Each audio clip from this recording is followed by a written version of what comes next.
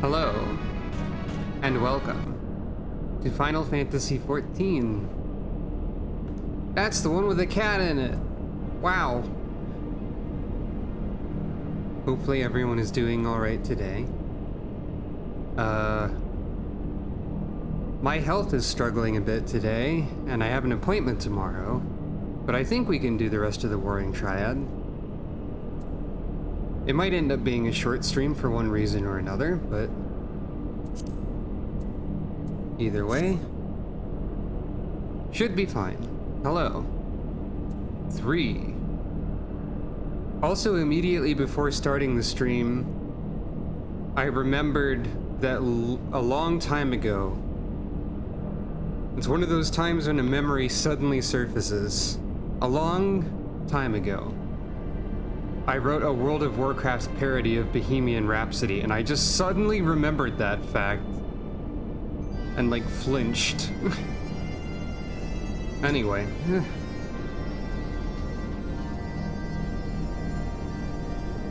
Oh, you didn't know that one. I never told you that one, did I? But yeah, I sure did. I posted it on the official WoW forums and everything. I was like young, so I was like, could anyone sing it? Maybe that'd be cool. God, that was the cringiest part, truthfully. Oi. And the primary reason I remembered this is because I was trying to think of metaphors for describing my health condition, and I thought about damage over time, and I remembered that one of the lines in the parody was just, I'm taking damage over time. Because of course it fucking was. Oh, I'm not supposed to swear within the first like 15 minutes of a YouTube video or it'll be demonetized. Oh no. Not 15 minutes, it's 15 seconds. Not that I monetize my videos. Anyway. Today, Warring Triad, Sophia, Zervin, and also completing this animal weapon. I believe the song also called for nerfing shamans and rogues, and was complaining about how warlocks were terrible. If that helps you place it in the WoW timeline. Yeah. Many, many years ago. It was quite something. Anyway. Aha, there you are. There's always this bunny here for some reason. Who could say why? This very helpful, mysterious party member that's everywhere.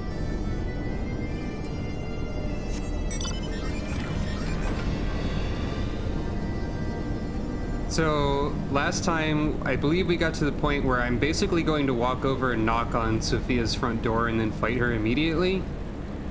So I guess we're starting pretty quickly with the fight, probably. But I'm not entirely sure about that.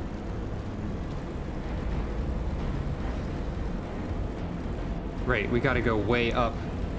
This is the funniest part about traversing Azizla, is that if you need to go here, you have to like hold the up button a lot.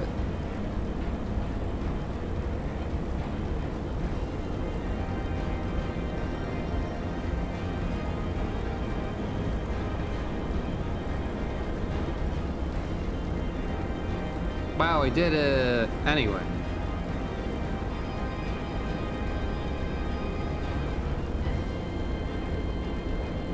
Whoop.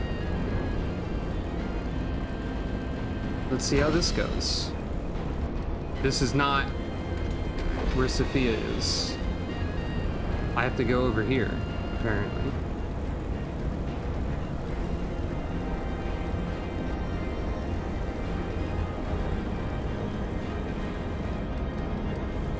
Okay, that marker is just the anima weapon questline vaguely saying, there's fights over here. There's Unukalai. Hello, Unukalai. Unukalai? We appear to be the first to arrive. Shall we await our colleagues here? Nod. And so they did.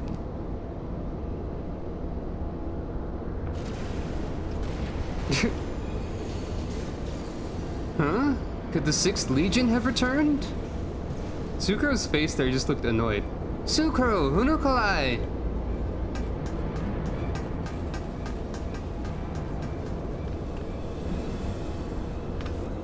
We're under attack! Yashtola and Urianger have engaged the foe not far from here. I guess there's fighting before Sophia. That makes sense. Or at least a cutscene and speaking.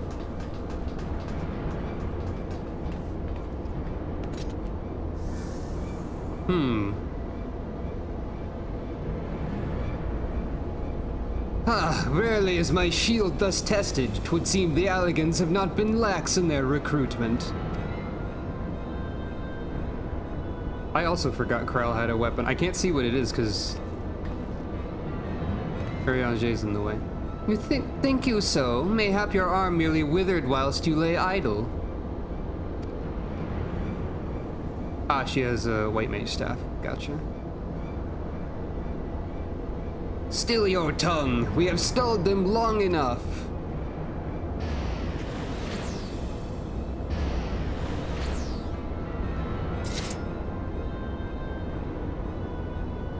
With scales in hand, the goddess shall arise and righteously cast off her cursed pall, that she with wrathful Worm King at her side might judge and thence bring balance unto all.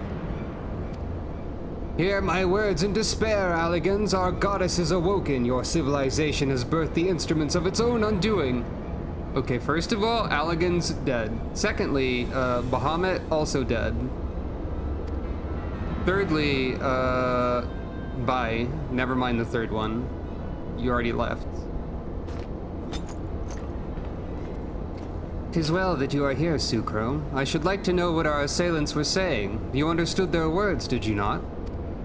Oh, you didn't. I forgot about that part of Echo.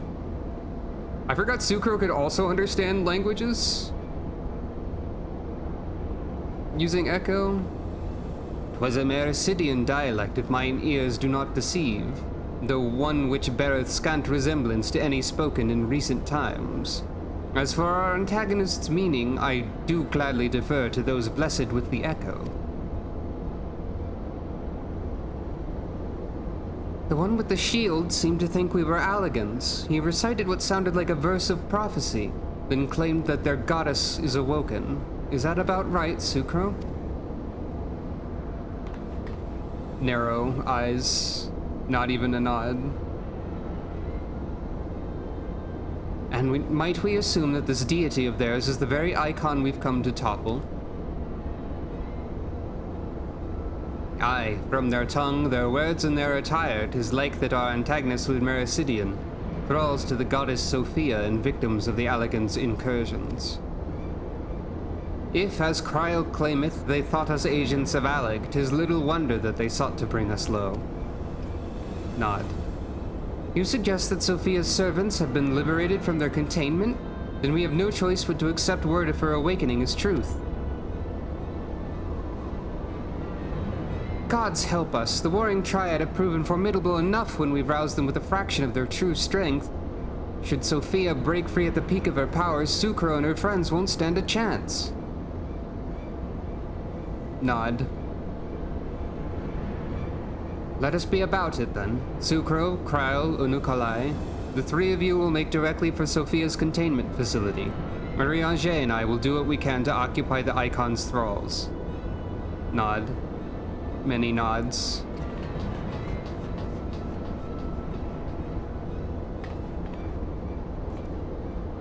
More nodding. Running. Odd that this is the one time the language thing is brought up. Mistress Kryl, do you perchance recall the words of the prophecy in its entirety? Let me see. I believe it was, with scales in hand the goddess shall arise and righteously cast off her cursed pall. that she with wrathful Worm King at her side might judge and thence bring balance unto all.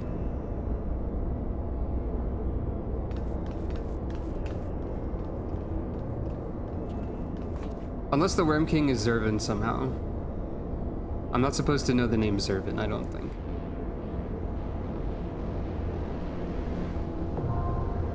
Containment Bay P1T6 now accessible.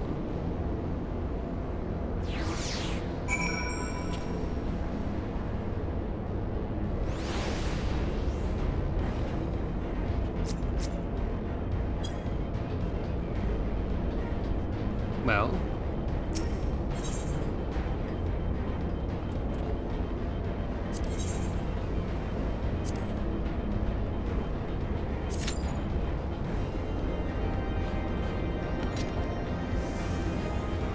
see if I can remember how to play as Scholar more this time.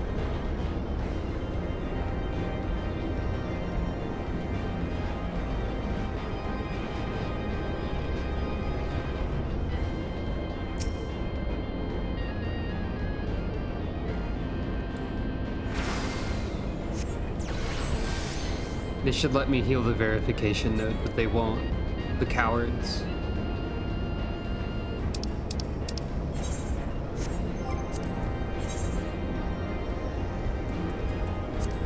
Let's see.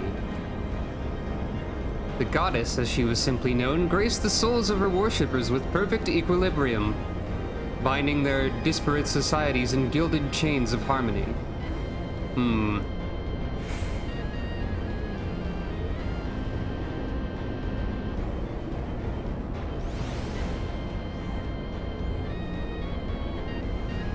Sounds bad.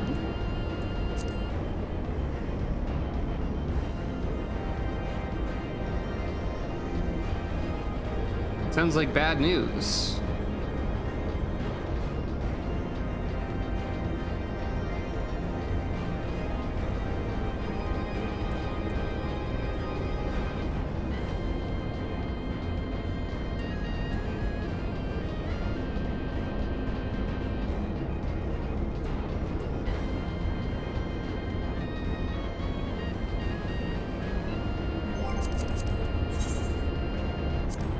Do I have enough time to check my retainers before the queue? Let's find out.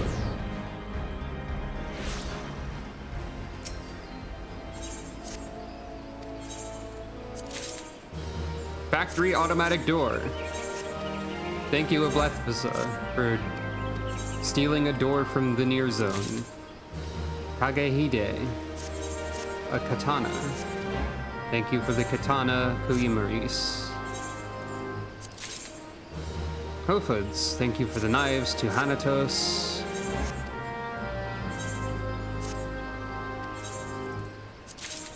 And thank you for the healing pants, Ariadne. Hurrah.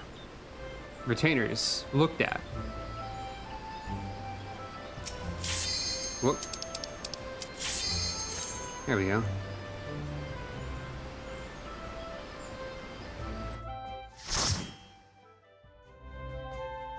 Perfect timing.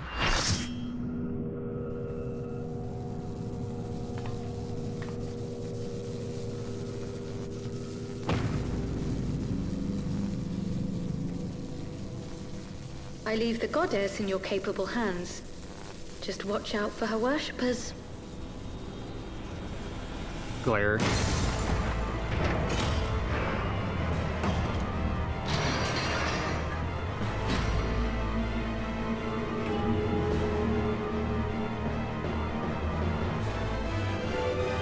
That's Sophia. She has an orb. I guess. Hello, Sophia.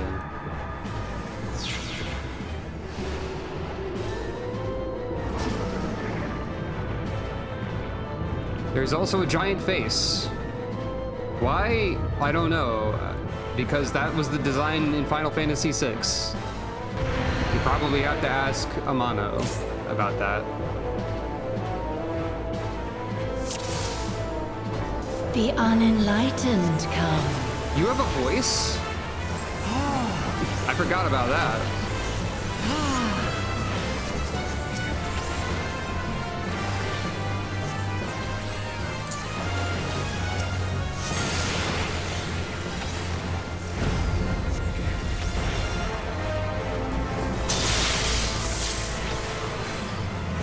Gotta remember that I'm a healer and I need to be looking at the health bars.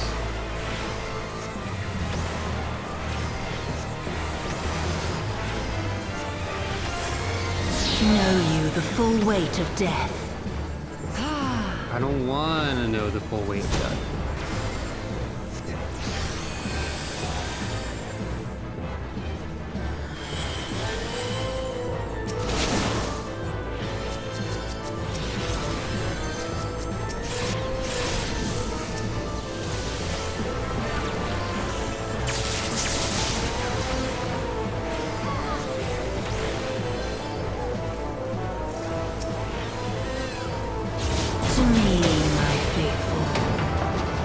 That's them from cutscene.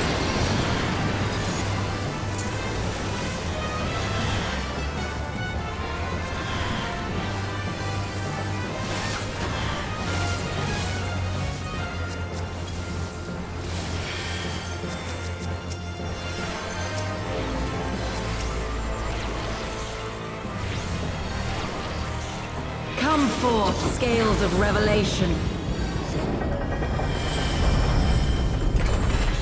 I would know the weight of your souls.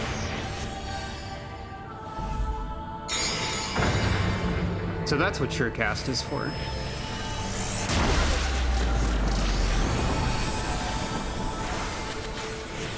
Can you bring equilibrium? I shall tip back the balance. I completely forgot Sophia had voice acting.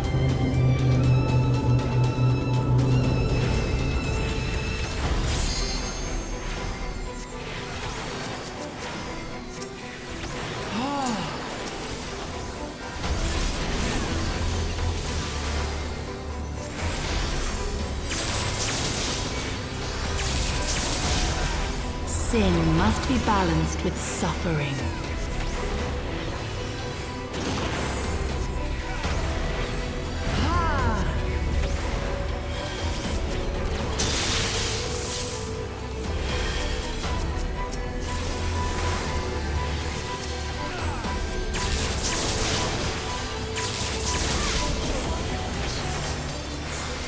Daughter, be the bearer of my wisdom.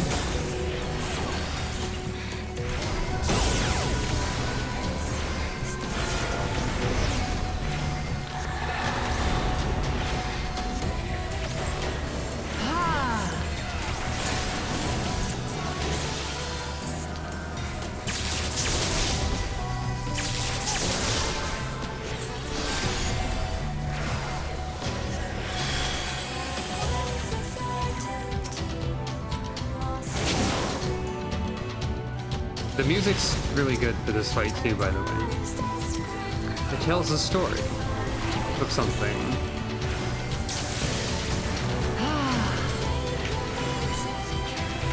The goddess answering a prayer and what that looks like and what that means.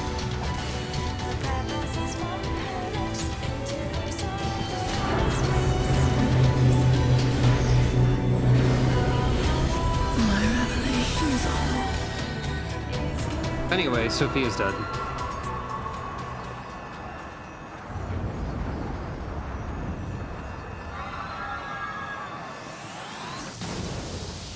Kaboom.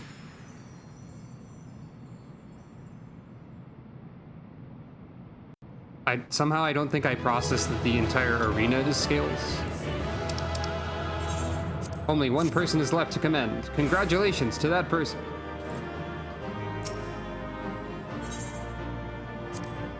I got 2 commendations.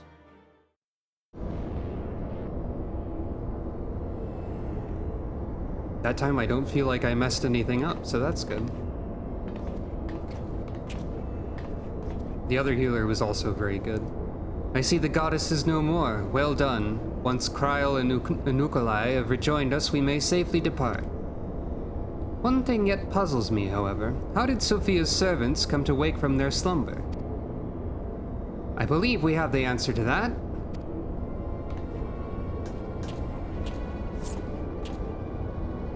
We discovered the remains of a Garlean soldier in an adjacent sector of the containment facility. 'Tis like that the fool ventured too close to Sophia during the Empire's previous incursion and was enthralled for his troubles. Another reminder, if any were needed, as to the incalculable threat posed by these beings. The goddess would not even been conscious when she claimed the man's will, and yet his mistake granted her the means to release her servants, and would have resulted in her own liberation had we not been on hand to intervene. I do much wonder that the Icon's pawn was capable of so effectively manipulating the facility's containment systems. How came he by such rarefied knowledge? That too is easily explained. During our investigation, Kryl discovered a subtle flaw in one of the mechanisms which held the goddess in check.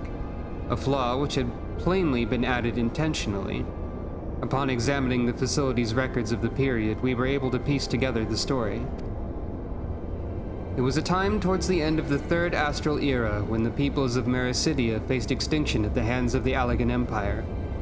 Sophia, a being of incomparable cunning, was said to have communicated certain plans to her servants through the medium of a trusted oracle. Following the oracle's instructions, they duly conspired with a rebel faction within Alleg, who, we believe, agreed to tamper with the prison intended for Sophia. And then the goddess and her thralls chanced to be captured, though we suspect that this had always been their plan. Indeed, the prison was situated at the heart of Alleg, and we think they'd intended to attack the city from within. They would merely have had to wait for the rebels to exploit the weakness in their confines. But the conspirators' dealings with the Mericidians were exposed before they could enact their plot, and all were summarily executed. It seems that the flaw itself remained undiscovered, however, and might have remained so until the end of days had it not been for the actions of the Archbishop and subsequently the Garleans. I cannot help but wonder what might have come to pass had their scheme been successful. Mayhap the answer lies in the prophecy. Kryl hath the right of it. Its words may be deciphered thus: the cursed Paul speaketh of Sophia's prison, from which she was supposed to emerge at the agreed hour. The Worm King, meanwhile, can be none other than the great Bahamut himself, then yet a prisoner, whom the goddess did intend to unleash upon Alleg to set right the scales of justice. A foolhardy plan. Had it come to fruition, the two of them would surely have raised the realm. Naught would have been spared the devastation, the Mericidians' homeland included. Their home already stood on the brink of oblivion. Mayhap they wished for naught else but to purge the poison of Alleg with primal fire.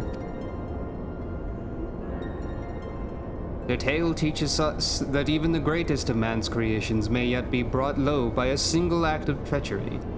The Allegans were fools to place their trust in technological bondage. To shackle such beings is but to delay the inevitable. Naught save their total destruction shall free us from their menace. Let us return now to the Rising Stones, and there consider the final step of this most needful task. Group nod. Thinking. The threat posed by this facility is far greater than you imagine, Urianger, and one not limited to the Icons themselves. Sophia's remaining servants must be put down.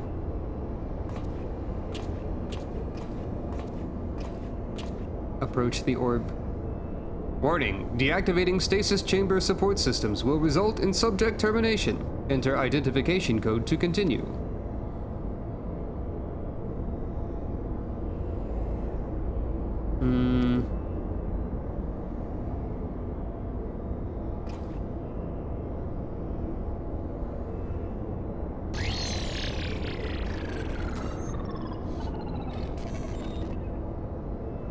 Identification code accepted. Subjects terminated. How do he know that code? Very mystery. Shaking head.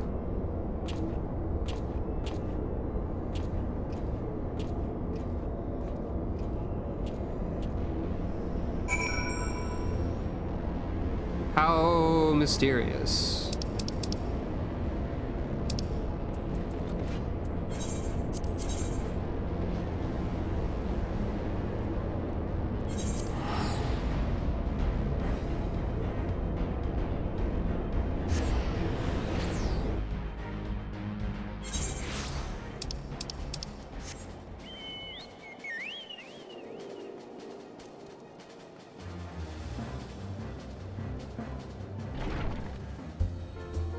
Funny how easy it is for me to get turned around in Mordona when the Rising Stones is just behind you when you teleport.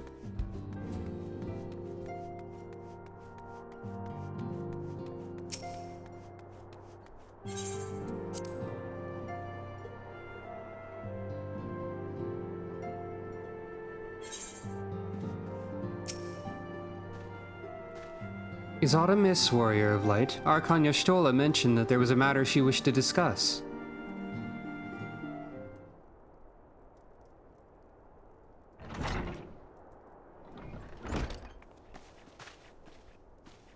Well met, Sucro. You will forgive me if I seem curt, but I would settle an account with our young friend. While conducting a final sweep of Sophia's containment facility, we discovered that all her remaining thralls had perished in their stasis chambers. This was your doing? Aye, it was. I chose to act upon the knowledge revealed within the tombstone we recovered. The true purpose of these prisons is far more horrifying than we first assumed. The Alligans were not simply observing the icons and siphoning away their energies. They were conducting experiments in preparation for a far more ambitious project. If you'll recall, both the Fiend and the Goddess were imprisoned within massive spherical structures. These spheres were the prototypes which paved the way for the successful construction of an artificial celestial body. You speak of Dalamud. Aye, the Icon's cages were unmistakably of the same design as the Red Moon. To be plain, the research facility contains the seeds of 3 calamities, which might feasibly be visited upon a chosen target. Eliminating one of them necessitated the destruction of the goddess's slumbering thralls, a distasteful task, unbefitting one such as the Warrior of Light. Thus did I resolve to perform the deed myself. You have made your case, and 'tis apparent that we were not in full possession of the facts. Nevertheless, your notion of what may or may not be expected of Sucro is presumptuous in the extreme. When the Warrior of Light chose to join the Scions, she did so in the knowledge that she would be required to face and destroy not only the Primals, but also their fanatical servants. That's what you term a distasteful task is an essential part of our calling, a burden which every Scion is sworn to shoulder.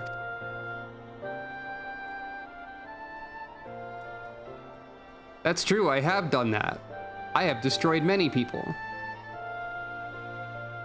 I see. It would seem I misjudged the depth of your resolve. No matter. Assuming I've made myself understood, we need not speak of it again. There is, however, one other subject which merits discussion. You determined that Sophia's thralls were awoken by a Garlean soldier who had somehow gained access to the containment area, did you not? If that is the case, it seems highly doubtful that the interloper wandered into such a dangerous part of the facility by chance. Dissidents within the Empire claim that the 6th Legion is rife with agents under orders to thwart the Legatus' mission by any means necessary. Lest you imagine that we have allies in Garlemald, I should clarify that their motive is wholly uncharitable. Regula van Hydrus rose to the top of the Garlean military on merit alone, and is fiercely loyal to the Emperor for recognizing his efforts. His compeers, by contrast, rose through the favor of the established order and would accordingly do anything to see him fail. That they would be so reckless. You truly believe that the actions of these agents contributed to the recent crisis? Aye, and that they pose no less a risk to the realm than those loyal to the Emperor. Plainly, we must needs continue to do all in our power to prevent the technologies of Allag from falling into the hands of man. On that point, at least, we have ever been in complete agreement. Nod. Thinking.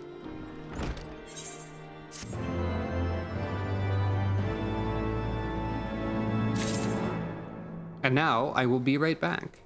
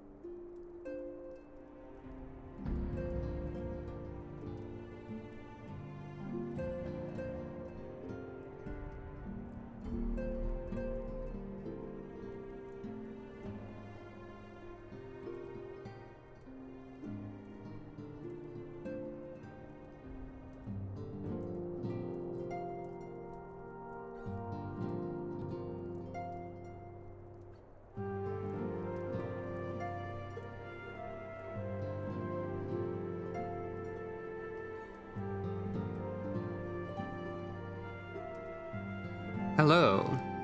I have returned. I'm going to assume that this is mostly a recap, as it has been. But I'll check just in case. Sophia's followers perceived the ever-expanding Imperials as an anathema to the world's balance.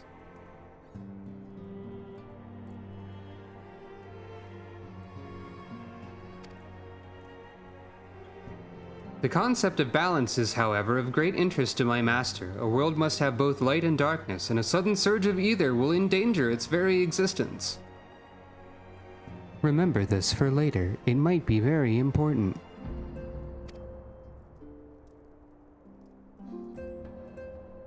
Upon our first meeting, my master spoke thus: I am not the light's servant, but for the present I must serve. One cannot arbitrate equilibrium if one is not fluid of stance. The tenets of our justice shall be found not in light nor darkness, nor the gray shades in between. We but seek to enforce that which prevents the visitation of oblivion, to moderate the endless waves of war such that neither side claims victory. That is our charge. That seems like interesting information. This is probably Sophia Extreme. I guess I'll go ahead and take that. So with the previous Extreme, which I didn't show, receiving the quest on stream, you just get an Allegan tombstone that has like battle data in it, and you show the verification node that, and it's like, okay, time to simulate an icon at full power. Have fun. Anyway.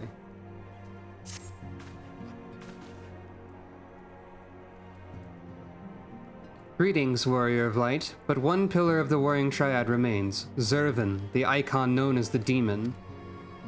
According to the histories I've uncovered, this monstrous being was worshipped by a race of Mericidian beastmen. These creatures are the key to maintaining Zervan's manifestation, and we can be sure that many such thralls will be imprisoned somewhere within the research facility. It's imperative that we determine their exact location as swiftly as possible. We dare not risk repeating the near disaster we suffered at the hands of Sophia's servants. As such, your fellow scions have already begun an exhaustive search, but there are several sectors which only you, Kryl, and I can enter without fear of enthrallment. Let us make our way to Azizla forthwith and aid the investigations. Yeah, you missed Sophia, unfortunately.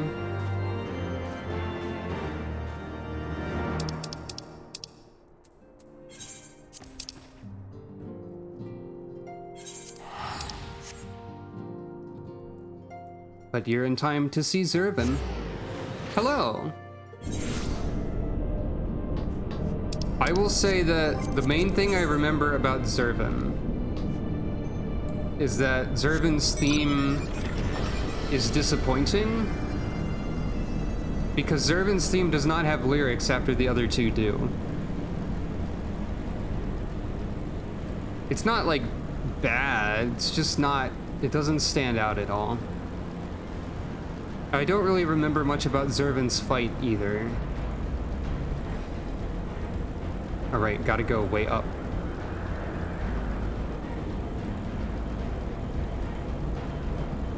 Thought one of them was a centaur? Zervan might kind of be a centaur? I don't remember. We can take a look at the statue of the demon to make sure.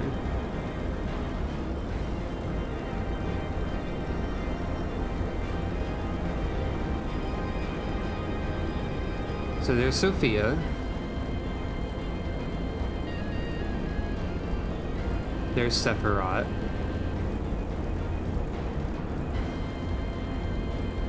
I guess. And then... okay, not really a centaur. Not exactly. Or at least not on the statue. A dragon tar? Perhaps.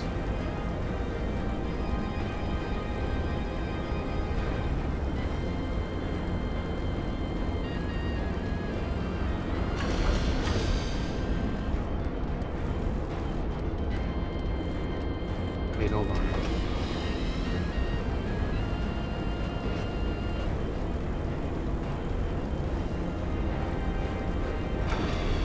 I hate navigating this.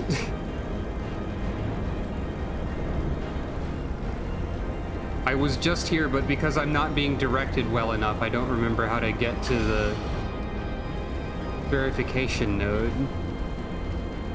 I just want to poke it. Like, you'd think it'd be down here, but it looked like it wasn't, actually.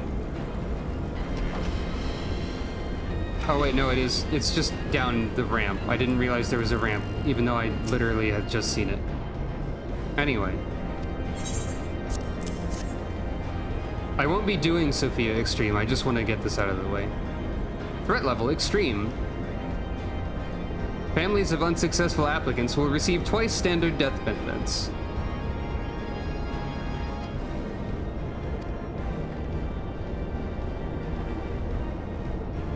Post-mortem data will be used to improve the survival rates of subsequent applicants. Your sacrifice is appreciated. Thanks, Allegan Empire, I guess. I don't know why I got confused by the ramp, but sometimes such things just happen. I believe I was supposed to wait over here. Yes, there it is.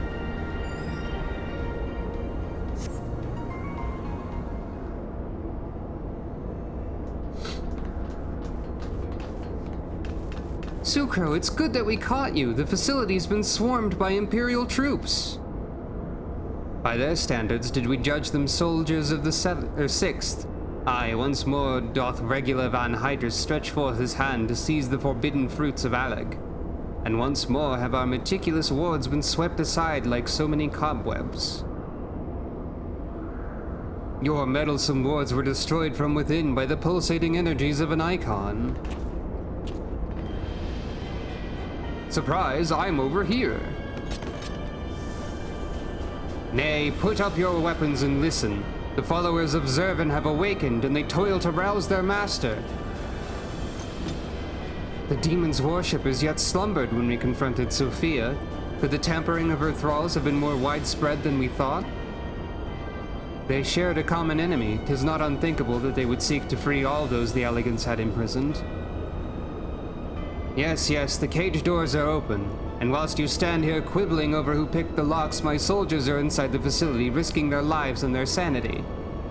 They have volunteered to face death to prevent Zervan's servants from waking him in the fullness of his power. Now, assuming that you have at last understood the gravity of the situation, it is time that I rejoined them. But you cannot hope to succeed. The Icon will enslave the minds of any who draw near.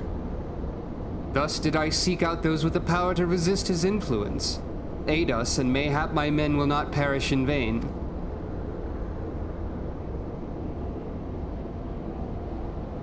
Thinking about balance. You propose an alliance.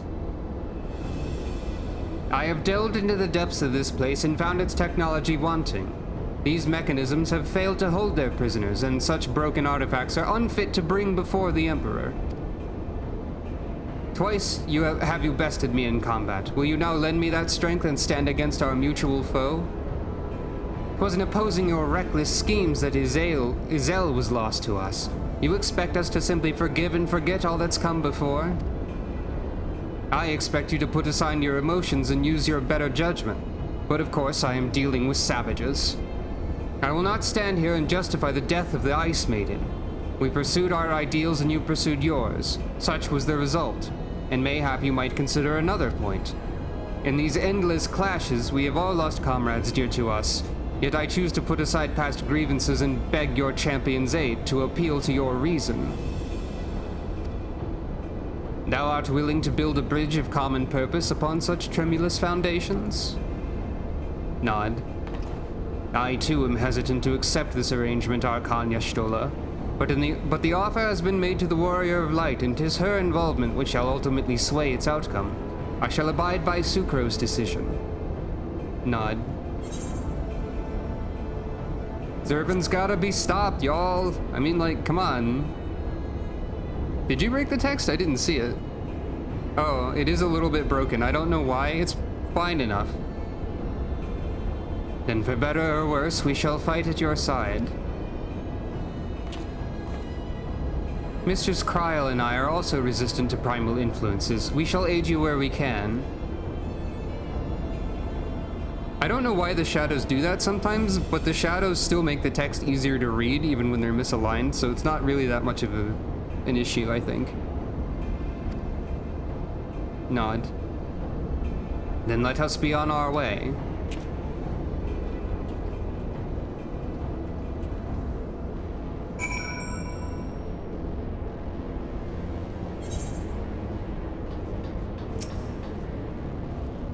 Our companions have already passed through to the research facility. We should not lag behind. Nod. There's a little bit before the trial happens, I guess, still.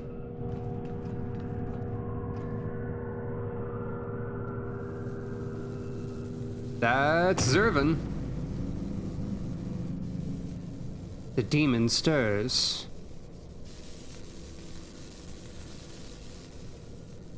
Like a suckling babe, he feedeth upon the ether siphoned unto him by his thralls. We must needs deprive him of his sustenance. Then we destroy those devices.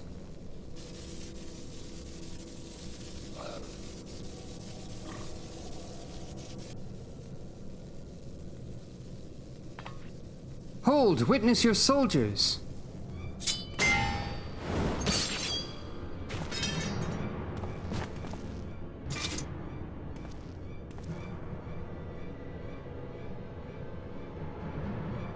They have turned one against the other. Even half awake, Zervan corrupts and converts those who enter his aura.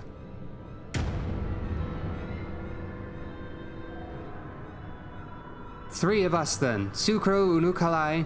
We rush in together and each disable a generator. We cannot give them the chance to rally a defense. Nod. Nod. There are 4 mechanisms by my count. If I can avoid the Icon's miasma, my blade will make short work of the last one. We, all of us, have pledged our lives to keep your lives. I'd rather you tend to my fallen. Some may yet survive with their minds intact.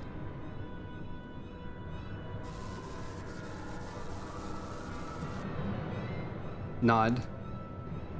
I know not if my strength will be enough. I am no champion. The battlefield is no place for uncertainty, boy. Fate has blessed you with a unique talent and an occasion to use it. Do not waste such a gift. Do not waste such a gift. We strike! They strike.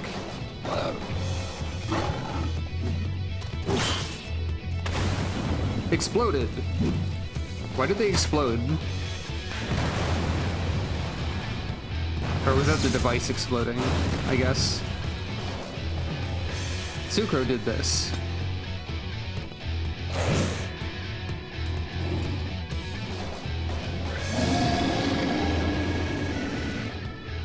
God, Zervan is... Unukalai! Ah!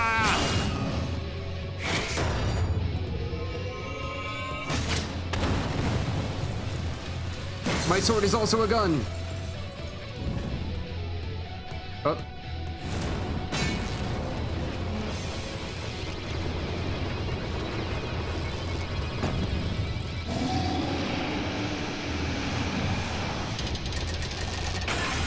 Ugh. I totally forgot about this whole part.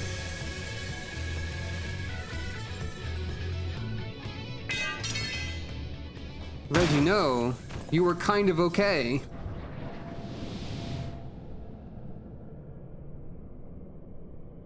He slumbers once more.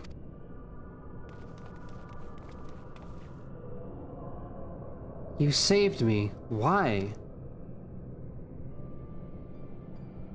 I told you, boy. Yours is a gift too precious to waste. The gift the Emperor may one day have need of in his war upon these untamable icons. Emperor Varus, he raised me up from the ranks, stood against my detractors. I gladly give my life in his service. You must finish this. Slay these leeches upon our star. Kill them all. Kill Zervan.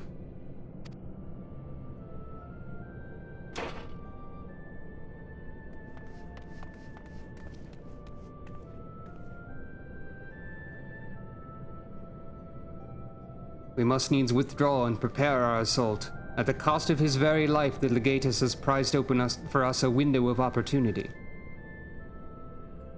Nod.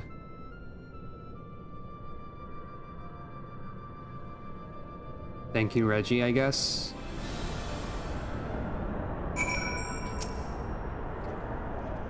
These wounded soldiers will live, but further battle is beyond them. I have counseled them to remain here until their compatriots arrive to bear them home. It is not often that I dare approach so closely to entities such as Zervan. How sharply am I reminded of the burden we place upon those whom are blessed with the Echo. I had thought Regula a cold and ruthless man, but he showed surprising compassion for his soldiers. And it also seems he placed great trust in his Emperor.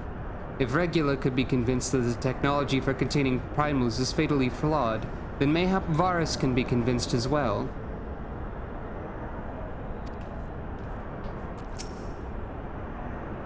The research facility crawls with Zervan's faithful, and they will not cease in their efforts to rouse them, or him. If you would honor the Legatus' sacrifice, then you must slaughter those fiends to the last. Forgive me if I show little gratitude for my rescue. It is said that the Emperor and Van Hydrus were childhood friends. Foul fortune that we should be the ones to bring news of his death.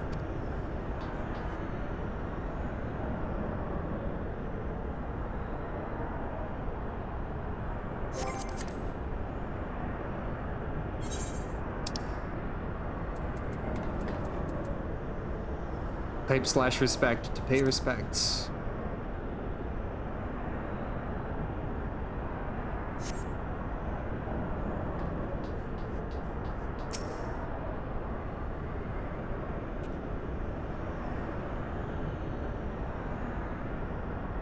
He's dead. Had I only been stronger. Enough of that. There'll be time for regrets after we've rid the world of Zervan. Kryl has the right of it. The demon has fallen back into torpor for now, but we must act swiftly if Regula's death is to have meaning. The survivors speak of an army of thralls loose in the facility, and we must assume that these followers continue their efforts to awaken the Icon. Let us then concentrate on diverting them from their task. Mistress Kryl and Master Unukalai, prithee secure the controls to Zervan's shackles and limit the restoration of his might. Nod. Arcanya Stola and I shall forge ahead and strike down those thralls as would seek to harry you. Warrior of Light, thine is, as ever, the most perilous duty.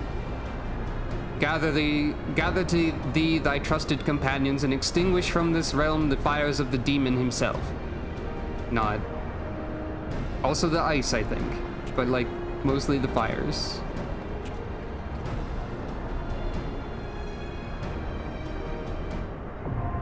Containment Bay Z1-T9 is now accessible.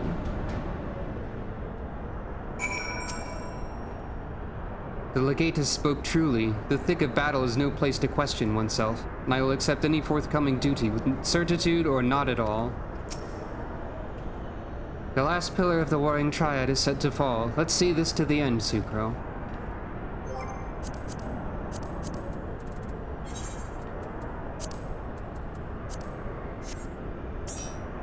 Alrighty then.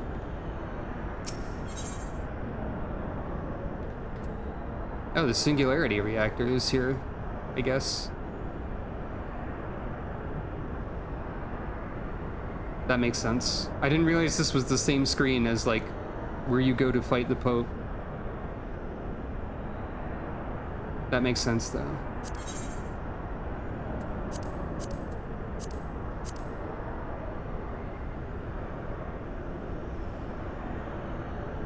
An embodiment of eternal victory.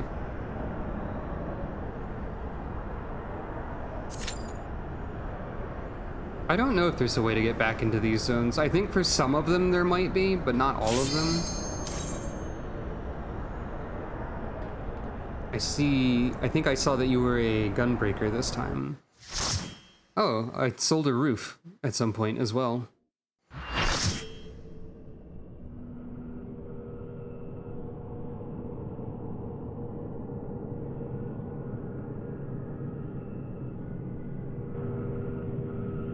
There's been enough sacrifice for one day. We must take the chance we've been given and defeat Zurvan now. Okay.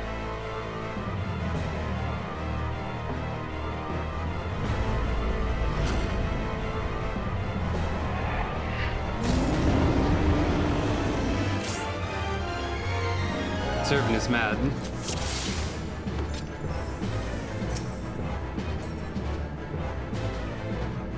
Hey, what's that one person's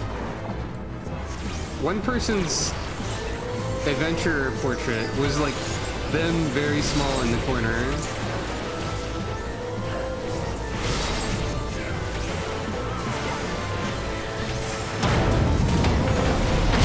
The insult of mine imprisonment hath been etched into upon mine eternal memory.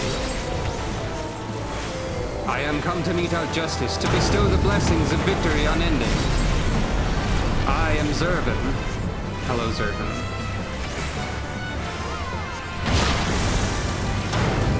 He who shall bring slaughter and ruin. His engagement sequence complete. Zurvan is released from containment.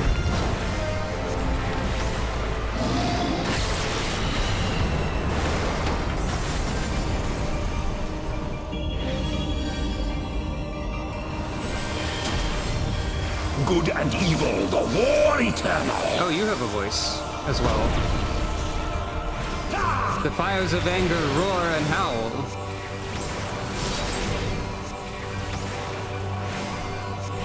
My doubt is fled.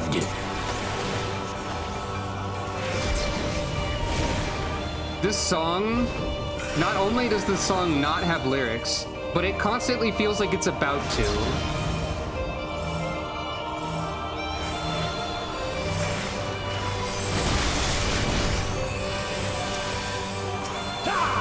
I think that's what bugs me about it. Like, can't you just hear lyrics kicking in any moment now? Can you imagine it? But it never happens. It's not a bad song by any means. I was just expecting lyrics for multiple reasons the first time I did this. And then there never were any.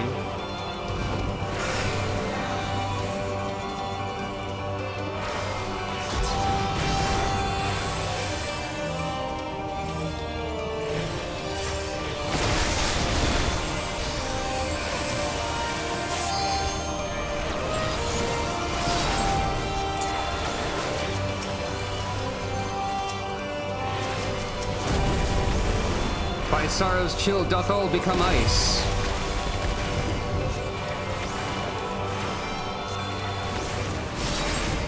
I shall rise above all. Okay. Bear witness to my will.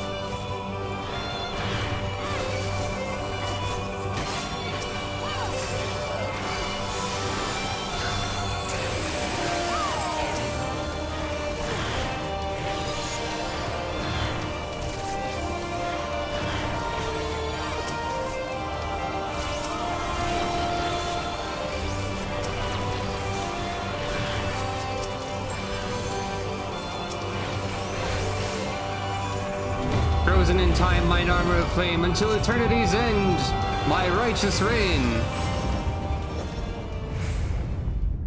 Bow to mine infallible judgment. I refuse. Cool camera angle, though.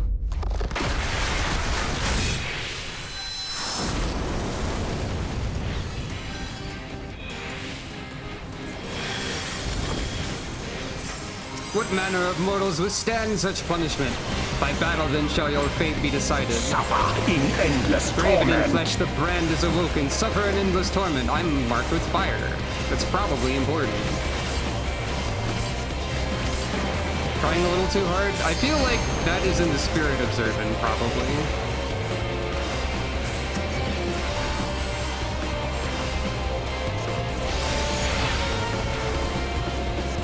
One who is the embodiment of endless victory. I'm guessing opposites?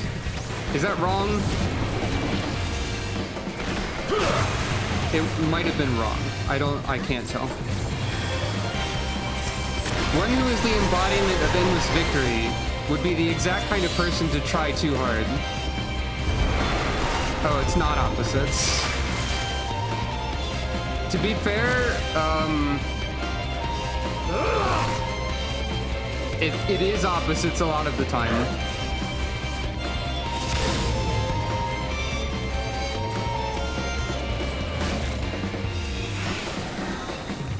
Like Sephiroth Extreme even. It's opposites within the same Trial series.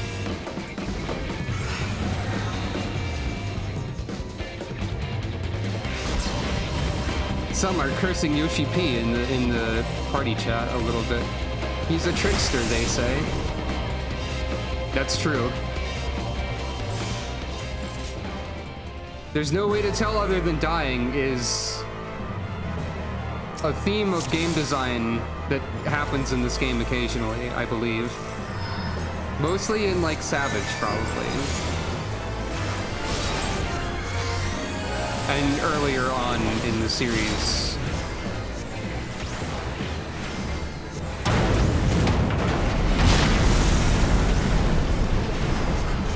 I am kind of glad that everybody fell over, though, because that's just pretty good.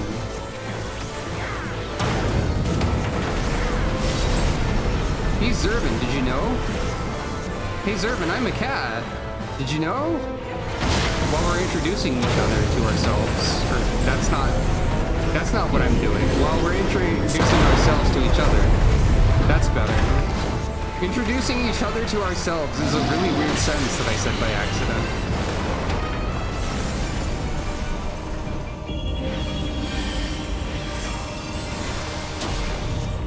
Good and evil, the war eternal. Ah!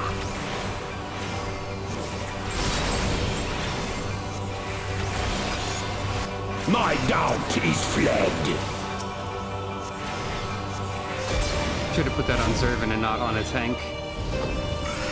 Doesn't matter too much.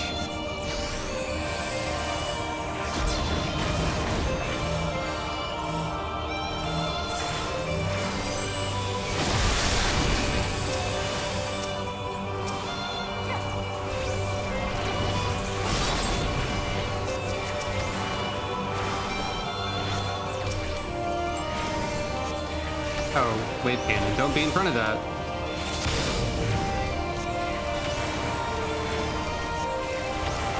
Forgot to focus target.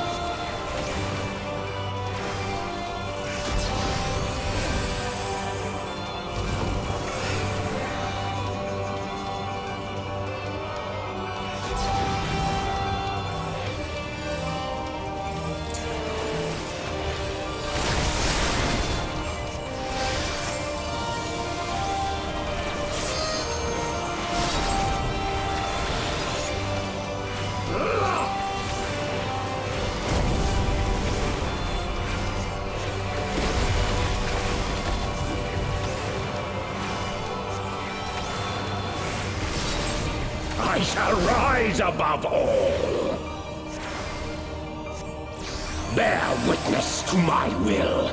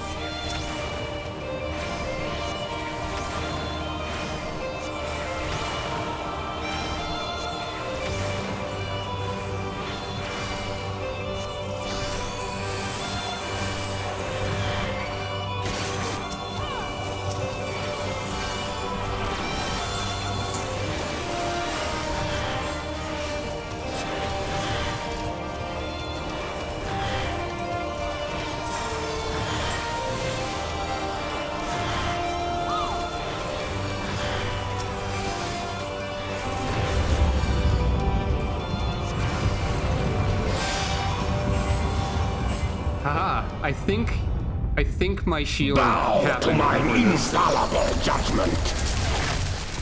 No.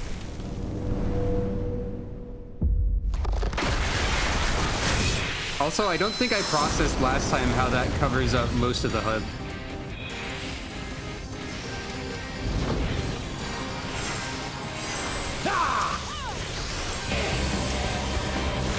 Suffer in endless torment. I am marked with ice.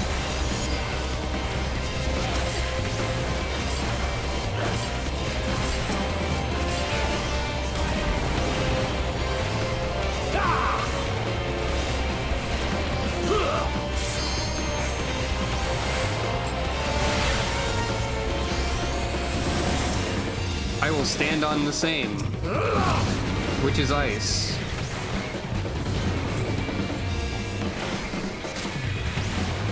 Yeah, that's much better. Okay.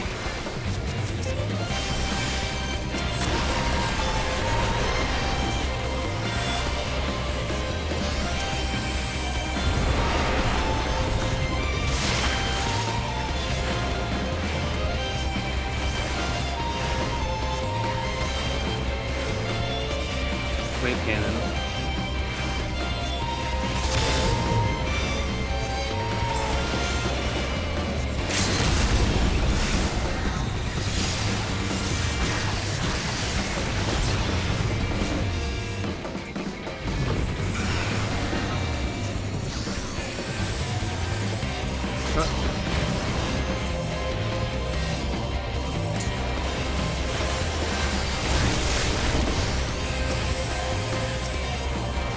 Suffer in endless torment. Multiple lines overlapping there. Farewell, Zervin.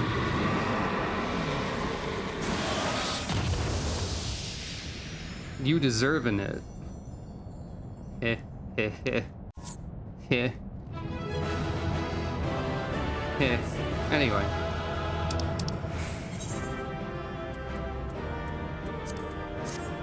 Arbitrary commendation.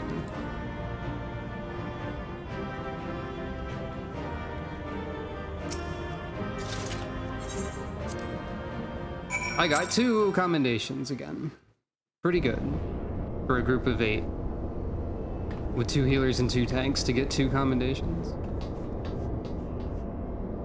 Incredible as always, Sucro. Hopefully that will be the last our world sees of the likes of Zervin. Every one of his thralls has been slain as far as we can determine. Our victory over the Warring Triad is complete. An impossible feat had we not been blessed with your cooperation. Let us not forget the efforts of Regula van Hydrus and his men. Without their noble sacrifice, the demon would have awoken far sooner and possessed of far more formidable energies.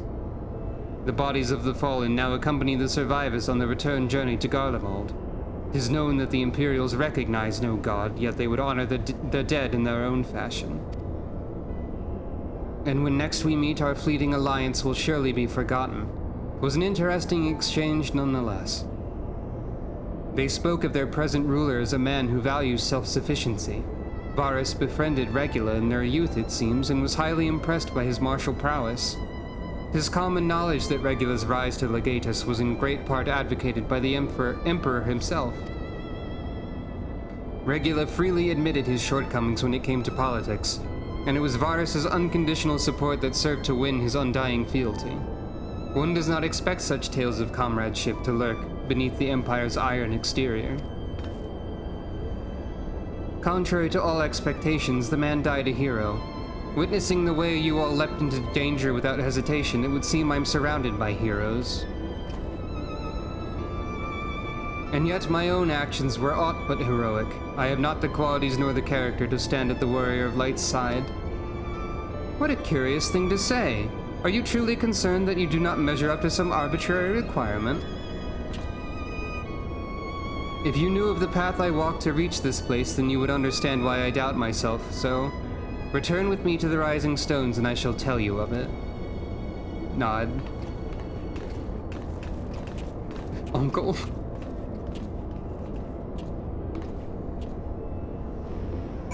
Unukalai is so young that I don't think calling him uncle makes sense, even if it's sort of a short form of the name. Anyway, hey.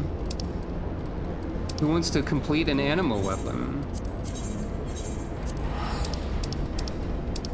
I read all of the journal entries of the anima weapon last time. I cannot show you all the cutscenes.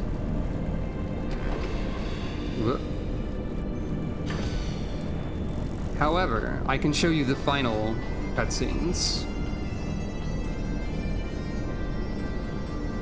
Pretend you know these characters. Ah, you are returned! I can scarcely imagine what terrible trials you contrived within the recesses of your mind. I was supposed to be refighting all of these things in my imagination. I trust you revisited all the primals? Nod. Excellent! With the anima now possessed of knowledge of the primals in all their forms, and the strong desires that spurred them into action, we need only reinforce what it has learned. For that, we must use the magics that gave birth to Mistress Matoya's amphibian familiars.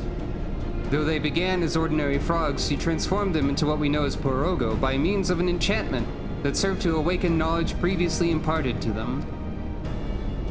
She posits that by using the same spell, what the anima has learned from reliving at your side your confrontations with the primals can be ingrained into the very core of its being.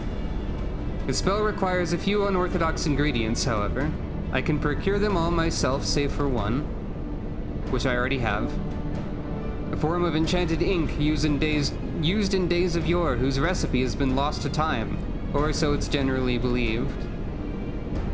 There are those, however, who insist it's still being manufactured to the present day, in secret, deep in the heart of the Charlian motherland.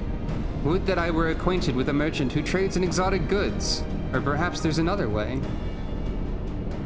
You are working directly with Rowena, Ardashir.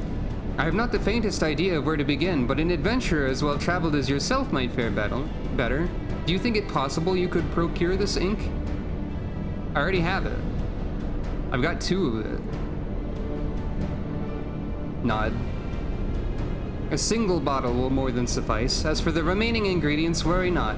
I will see to their procurement. Good luck, Sucro. Speak with other players and share information about how to find the thing you can buy from Poetics now that you have Best Friends Forever unlocked, which is the name of the quest. Anyway. Oh, I have to have it in my inventory. Whoop. Fair enough. Were you able to procure the elusive variety of enchanted ink that we require? If so, I would prepare the weapon for enchantment straight away. Anabasis. And archaic enchanted ink. Excellent work. Long have I been curious to see the splendor of Mistress Matoya's wisdom firsthand.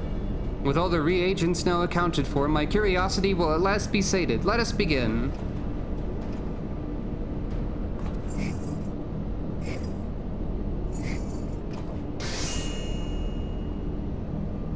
And so it was. Behold, the color has changed just as Mistress Matoya said it would. Splendid, splendid! Next is the more delicate step of the process, inscribing the arcane circle needed for the spell using this magicked brew. And there, I believe that should do it. I was all but certain that the trembling of my hands would make a mess of the inscription. As the final step, we need but place the anima weapon within the circle and hope that the desired effect is achieved.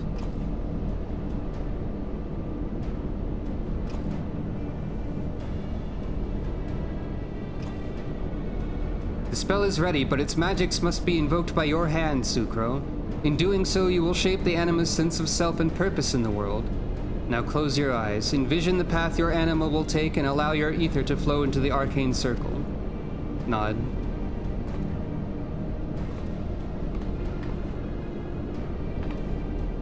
And so, what will you wish for the anima? To freely choose its own destiny? To fight faithfully at my side, or nothing? To freely choose its own destiny. That sounds way better. Sucro. It's anima, yay! Your memories of battle were quite evocative. I feel as though I truly was there at your side, supporting your every blow against the primals. I've reflected deeply on all that I've seen, about the primals and the dreams and desires that spurred them into action. I realize now that even a simple wish, no matter how pure and how innocent, can at times be used to bring about calamity. All I ever wished was for the strength to protect you, but am I not unlike the primals? An ethereal being seeking ever greater strength to fulfill my desires? If that power should come to cause you harm, the mere thought of it chilled me to my core. But no longer. Now I have felt the warmth of your ether. Your earnest plea has banished my fears and filled my heart with unwavering courage. Freedom, this is what you did wish for me. Indeed, the world is vast and full of wonders, and I would see them all by your side, as your companion and ally. This is the path I choose of my own free will. Smile and nod.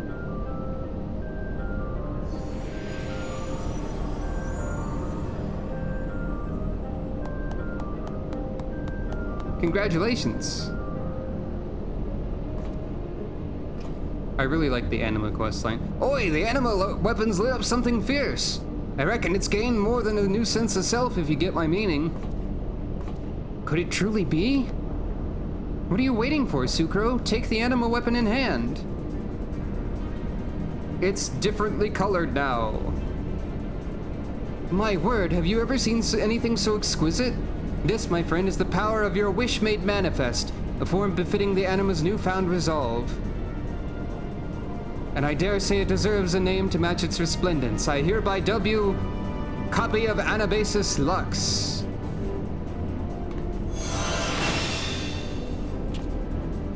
I did. I tried to take a screenshot with the Steam screenshot button, which is the wrong one. You've raised a fine ally in the anima, Sucro, and thanks to Mistress Matoya's magics, we have sparked a new sense of self within the anima through a joining of your minds. Indeed, this marks a significant milestone in my research, one that would not have been possible without your efforts. You have my sincerest thanks. With that said, this method for developing anima is far from efficient. I very much doubt there are many adventurers with such prodigious experiences to draw upon. No, to devise a means for the greater populace to nurture anima as robust as yours will require further research. Mark my words, from the lowly fishermen of Lenosha to the Temple Knights of Ishgard, I will not rest until anyone and everyone in our fair realm can reap the rewards of anima. Hold your chocobos there, Artishir. Just how many of these bloody things do you plan on making? I did say anyone and everyone, did I not? There's much work to be done, and I would be most appreciative if you could honor your end of our agreement. Of course, you are free to leave if that is your want, though I suspect Rowena would be disappointed. Thumbs up! Have fun, Geralt.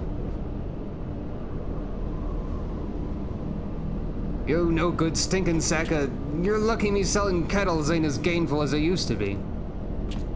But when all this research of yours is finally finished, I'm dragging your scrawny arse to Rowena myself, and we're gonna settle me debts right then and there, got it? Nod. Wonderful. I knew you would come to see things my way. I look forward to a long and fruitful partnership. Words fail to express my gratitude. Now go forth, explore, and share the realm's myriad wonders with the anima. When next you return, I look forward to hearing your grand stories of adventure. But that's the final step of the anima weapon questline, I'm pretty sure. The anima spirit has gained unyielding resolve. The weapon it inhabits now the pinnacle of martial perfection. It's really done, Anabasis Lux.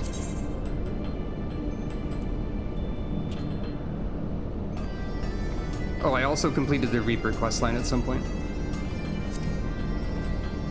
So if I talk to you again, you can just create more anima weapons. Oh. I talk to you again, that's just another step. For that, and the restoration node. Oh, okay, I can replicate anima lux here. This is important because you can't put the regular one in the glamour dresser.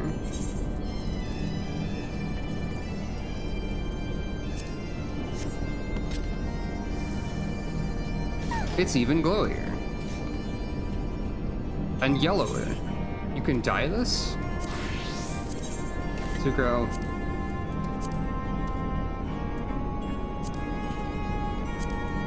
What does it dye? What is being dyed here? Oh, I guess the border of the book? Yeah, okay. Fair enough. So the end of the Anima weapon questline isn't quite as impactful as like the step immediately before the end of it or anything. However, I wanted to show it off. I thought that'd be fun.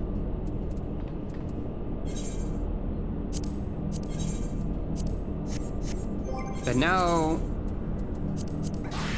it's White Mage time. By the way, this model of White Mage rod or cane or staff is the only one that doesn't clip through hats when you're standing still. And even when you're moving, it still does. So if we ever need a hat again, I hope you enjoy looking at this particular White Mage weapon, I guess.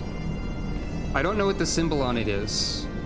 It's a bit odd, but I don't quite mind it, I guess. It's a little weird how uneven it is when you have it on your back, but well. White Mage time.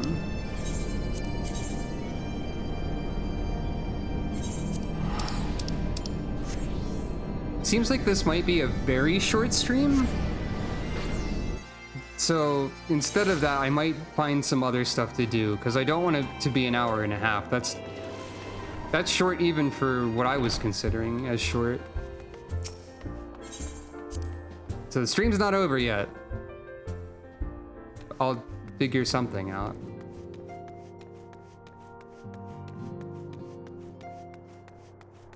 I'm excited to try White Mage more, actually.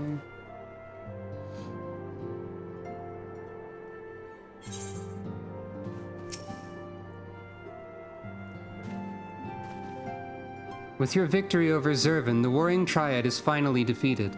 I'm afraid, however, that mine own efforts have often been more hindrance than help, and you and your fellow Scions deserve to hear the reasons behind my actions. We've also still got this conversation, of course.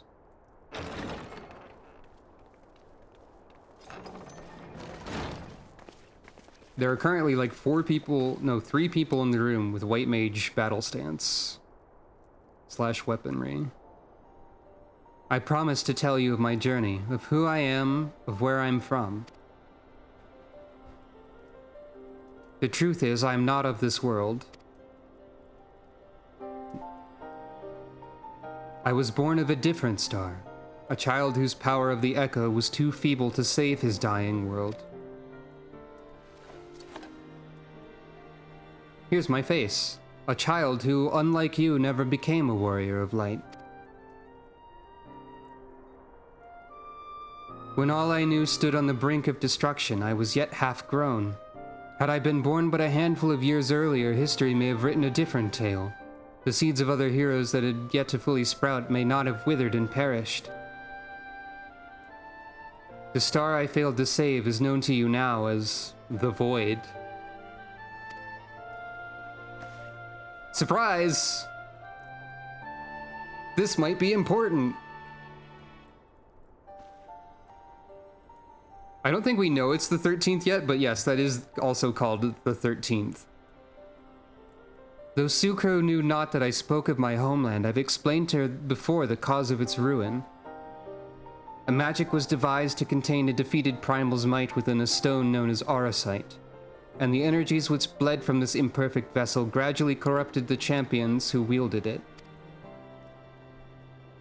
These heroes became slaves to an insatiable hunger for ether, eventually transforming into hideous fiends, and none who clung to the faint traces of light were strong enough to oppose them.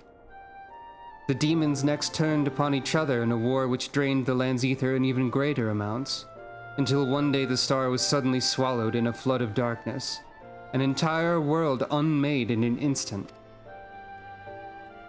The void scent you encounter here in this realm are the twisted remnants of once mortal beings who gnaw on what motes of life force remain.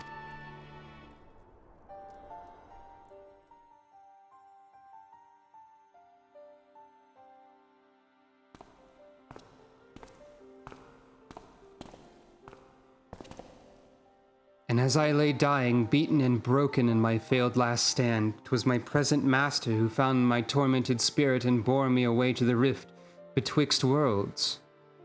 'Twas he who first introduced me to Urianger. Hey, that's also, yeah, that's pretty familiar. At my mentor's feet did I learn of the nature of reality and of the existence of mirrored worlds and the eternal struggle between dark and light. Sudden and overwhelming superiority for either side will shatter the balance, and the world in question will be returned to the void by a calamity beyond imagining.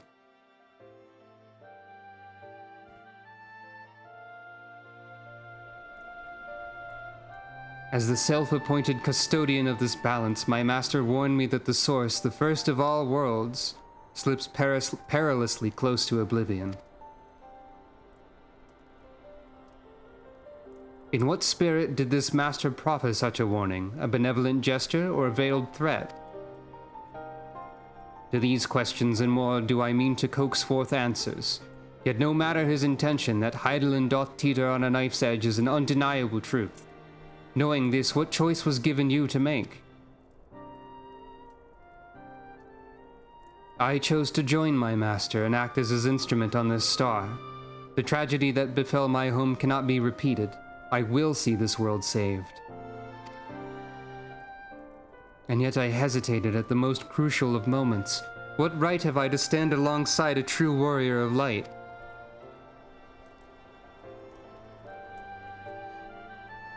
In thine own words thou wert called before thy time, and I offer that thou dwellest overmuch on the question of what maketh the hero.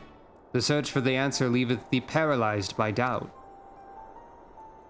Heed me, Master Unukalai. Thou needest not believe thyself a hero to perform great deeds. 'Tis the deed itself which earneth thee the hero's mantle. Aye, the ideals you hold can be less important than having the faith to act upon them. Regula's loyalty to the Emperor guided his actions into the last, and though we did not see eye to eye on many things, his final deeds can be called not less than heroic. Personally, I find that faith in my companions allows me to act unhindered by uncertainty.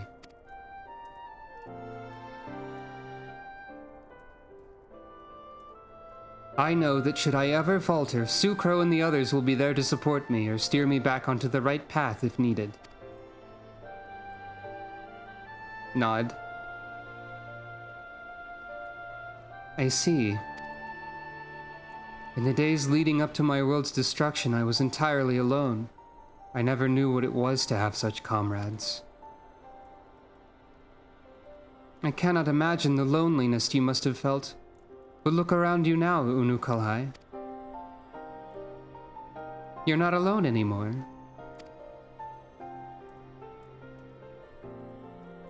Nod. Nod.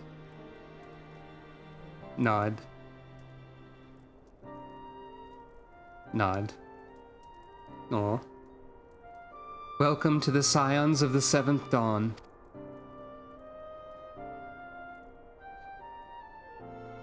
New party member acquired. He will now proceed to do nothing for several expansions. I will fulfill my promise to save this world, and when I stumble I shall be glad to have your hands there to steady me. My apologies, this is difficult for me. For so long have I spoken from behind a mask.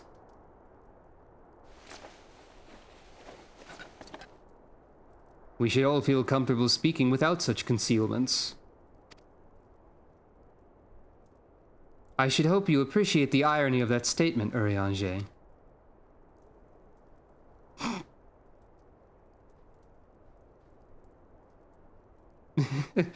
I must consider the irony.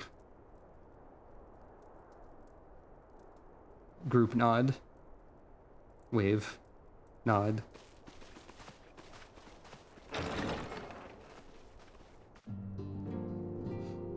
I know not what thee might be talking about. Right. Might as well also take the Zervan Extreme.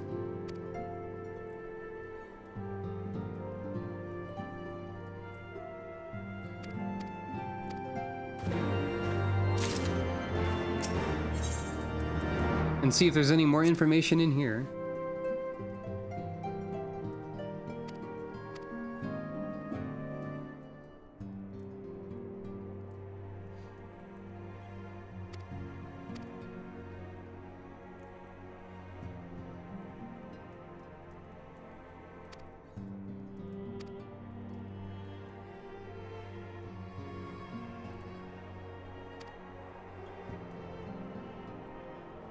Ere the star upon which I was born became the void, the champions who lived upon it chose to embrace self-destruction rather than cease their infernal conflict.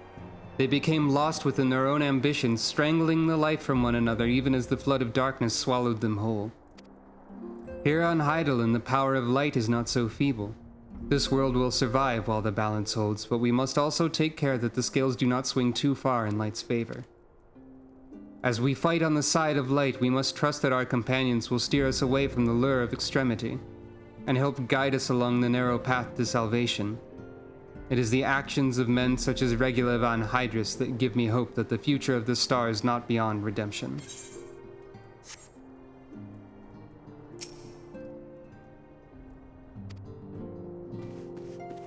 Well, that was the rest of the Warring Triad questline and the final anima weapon quest. But it's barely been any time at all, is what it feels like. So what should we do now? We could start Alexander. We could start the next section of the main story. I'm gonna go ahead and turn this in while I can.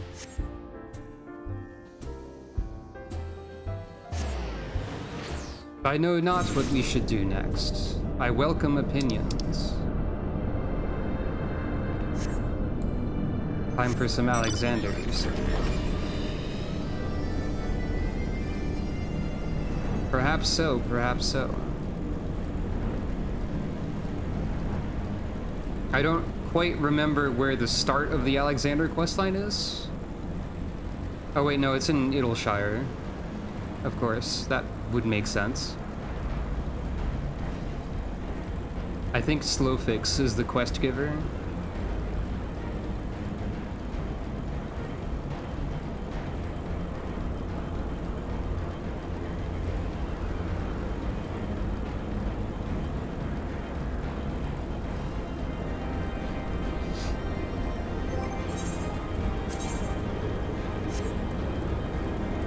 My white mage gear is not really perfect.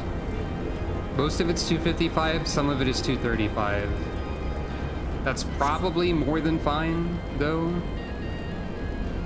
Because, like, the 255 stuff is Stormblood entry-level gear rather than Heavensward gear.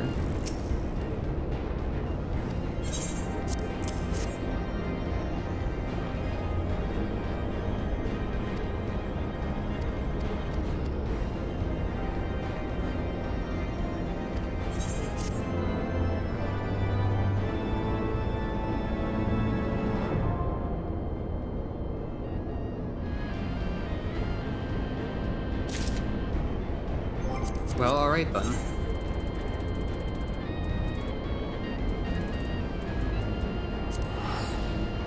I guess, we can start the Alexander quests, but before that, I will be right back.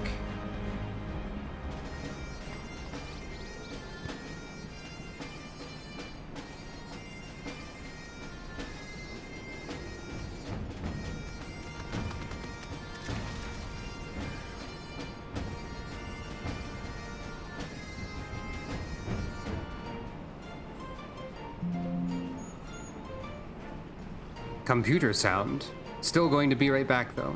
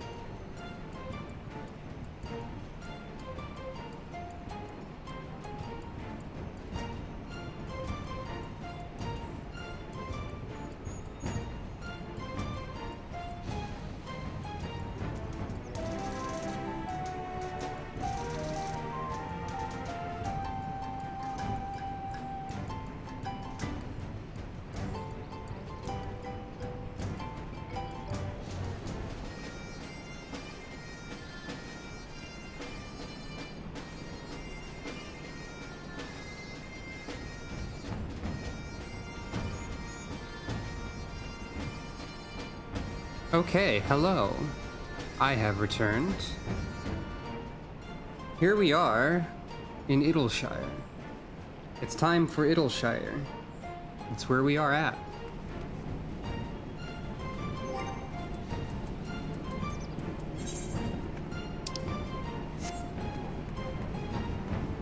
My current gear is probably more than enough. I was just checking Poetics briefly to see if I could upgrade anything, but not really. I believe this is the start. Disarmed. It sure is. Slowfix looks more agitated than you'd ever seen him. So the Alexander questline is really good, from what I remember. Is Uplander seeing it? Giant of iron rising from river? Yashtula and Sid leave to learn more, but are not back yet. Greatest plight of Gobbyflock. Giant is too big, can squash Idleshire flat. Where are Uplanders? Calm yourself, Slowfix. We had to go beat up the Warring Triad. Ah, Sucro, 'tis well you are here, for our need is dire. A colossus of steam and steel has risen from the Thaliak. Yet it is no mere forgotten contrivance of Charlian. The resultant etheric disturbance confirms that it is a primal, and that it was summoned amidst the ruins left for the river to reclaim. For a mercy, it stopped dead no sooner than it had broken the water's surface, but so long as it remains in our realm, it may spring to life again at any moment. Yes, but what does Uplander find near Idleshire? Is wilderness still heavy with ether? Shake head. Nay, the ether grows perilously thin, and more swiftly than I could have imagined. The primal is bleeding the land dry. Should it be suffered to continue, this entire region will become a barren waste in a matter of moons. No, Gobbyflock has only just found home after long wanderings. Idleshire will not fall, Slowfix will not allow it. And nor will we. I've already spoken with Alphino, and he concurs that we Scions of the Seventh Dawn must do all in our power to eliminate the threat. Yet given its size, I deem it wise to attack from two fronts. Our first and most obvious recourse is to keep our foe in check with blade and magic, much as we have done with other such adversaries. Second, I propose we attempt to cut off the flow of ether which sustains it, mayhap by physically separating the primal from the land. If we are to be rid of the Colossus, I think the latter course more promising, and I mean to enlist Master Matoya's aid in pursuing it, yet such things take time. Thus I have asked Master Garland to remain here and keep watch over our foe. Given its apparently mechanical nature, his expertise should prove invaluable to you. To you, I say, for I would leave the fate of Idleshire in your hands. Should the primal chance to stir ere my return, you are to join Sid in repelling it. An unenviable task, but one for which you are singularly qualified. Sucro is ready to destroy by healing. Rest assured, I do not mean to linger with Master Matoya any longer than necessary. The moment we find a solution, I shall make haste to rejoin you here. Well then, let us be about our duties. I will leave you to discuss strategies with Sid. Backrix is keeper of knowings for Idleshire, can say where Sid has gone. Uplander should start with Backrix. Nod.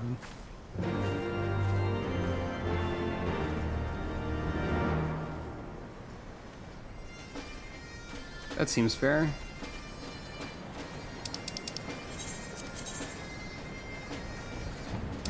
That is outside of the city. Here we go.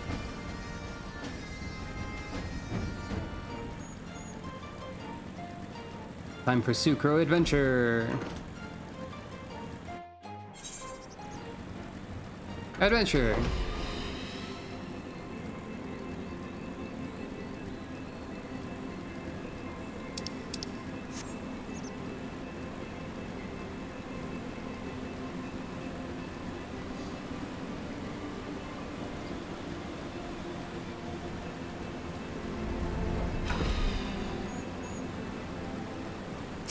Hello.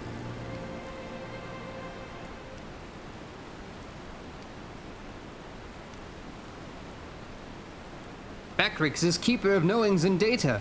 What does Uplander wish to learn about? Ah, Uplander comes in search of Sid, yes. Nod. Well, good timing. My thanks for sharing your knowings, Backrix. These Illuminati are indeed most hostile. Ah, Sucro, old friend. You haven't seen Yashtola, have you? Explain. Drained of all ether in a matter of mere moons? 7 hells, how much power does that thing need? Too much, plainly. Well, it sounds as if we have an urgent dismantling job on our hands. From what Backrix has been telling me, the Illuminati are the most likely culprits. They have the knowledge to summon a primal and the requisite short-sightedness not to think better of it. Fanatical captures their philosophy nicely, I think, their goal being nothing less than sole ownership of all the world's technology. Needless to say, they're more than willing to kill anyone who stands between them and what they want. Quite how they managed to coax a primal into the hulk of a Charlian defense mechanism, I don't know. But it looks like they've made themselves a tidy little fortress inside the Colossus. We'll need to contend with them if we're to disable the thing. As for the task itself, simply destroying whatever serves as its engine should do the trick, assuming it is in fact mechanical. But before all that, we'll need to find a way in, through yet another bloody barrier. Barrier is not new, rose up 3 years ago after ground made shivery shakes. Ruin was freed from riverbed then. Round Rocks was there, saw with own 2 eyes. Round Rocks? Sorry, who is... Daughter of Slowfix. Round Rocks loves junk more than all other gobbies, was collecting then, and is playing now, look. Shiny junk and sparkly rocks, bitty bobs and whirlycogs. I'm sorry for interrupting, Round Rocks, but I need to ask you a question. When the ground shook 3 years ago, did something come bobbing up to the river's surface? Bobbing? Nothing bobbed, silly Uplander. Ground makes shivery shakes when Giant of Whirlycogs stood. And then magic walls came up too. So it wasn't the tremor that freed the Colossus, it was the Colossus which caused the tremor. And you were absolutely certain you saw it rise from the waters, young one? Nod. 7 hells. I think someone tried and failed to summon it 3 years ago. But was it the Illuminati, or... It's Brayflox. Brayflox comes to trade tongue flaps, Uplander. Ah, just the goblin. Slowfix tells me you're his resident expert on the Illuminati. Pardon me a moment while I consult with my fellow Uplander. Sucro, if I may make a suggestion, I'll speak with Brayflox and learn what I can of our opponents. In the meantime, could you investigate the Colossus itself? Biggs and Wedge are near where its hand landed on the shore of the Thaliac.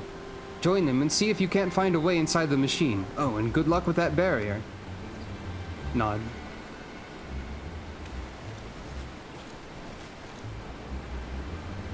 Meanwhile, a mysterious observer who has a scar.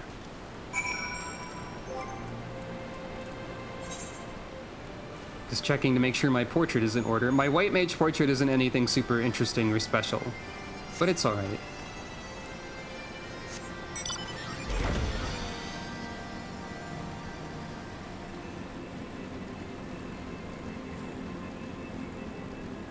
I remember Alexander being really good generally, so this is exciting to get back to. To get to again, any of those. Hey look, there's a rabbit here. A Viera.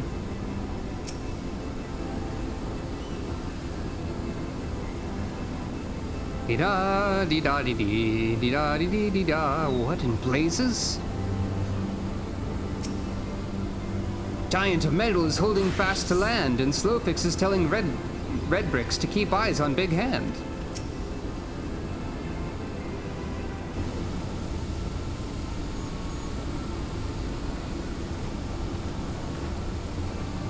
Hello, it's me. Sucro, come to see the Colossus, eh? The chief has us looking for a way in. Of course, there's a bleeding barrier around the thing. Aye, another one. Luckily for us, when the big fella came down, its hand clamped onto the shore here, punching a hole in its defenses, and leaving that round portal there unprotected. Only trouble is it's locked and doesn't seem to have a key. For want of a better idea, why just listening into Illuminati link pearl communications and hope they'll mention the trick to opening it? Da-dee-da-dee-dee. There's only one signal coming from inside the giant, and it's always the same pattern. I'm certain it's a code. The Illuminati always use coded messages.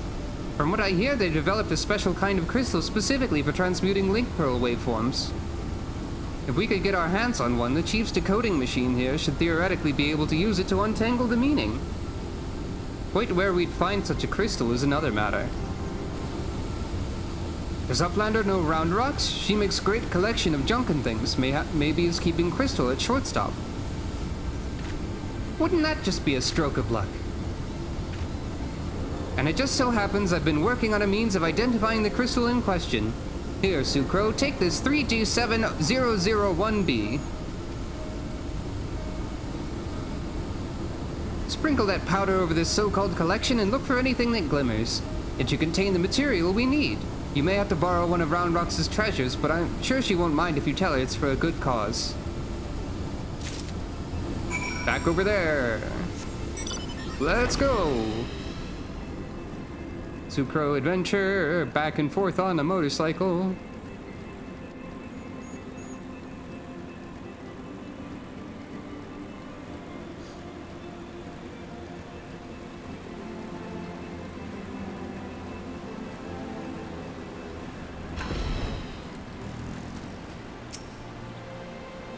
Here is treasure trove of Round Rocks, but shh, is secret from Big Gobbies. A hodgepodge mixture of seemingly random items from Wedge's workspace. The engineer claims it can be used to detect the presence of certain crystals within solid matter. He's also asked that you do not ask him again about why it is called 3G7001B.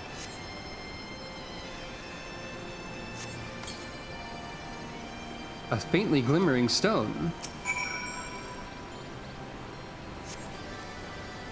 What is Uplander doing? Sneaky taker, treasure belongs to Round Rocks. We need this to destroy evil. Uplander needs it for Giant of Whirlycongs? But Glowstone is most favoritist treasure of Round Rocks. Alright, but Uplander must promise to bring it back or Round Rocks is getting very angry. Nod. Cool, we got the shiny stone. Now we can fight Kulex. Put Kulex in this game, cowards. I will demand this constantly. And if they actually do put Kulex in this game at some point, I'll lose my mind.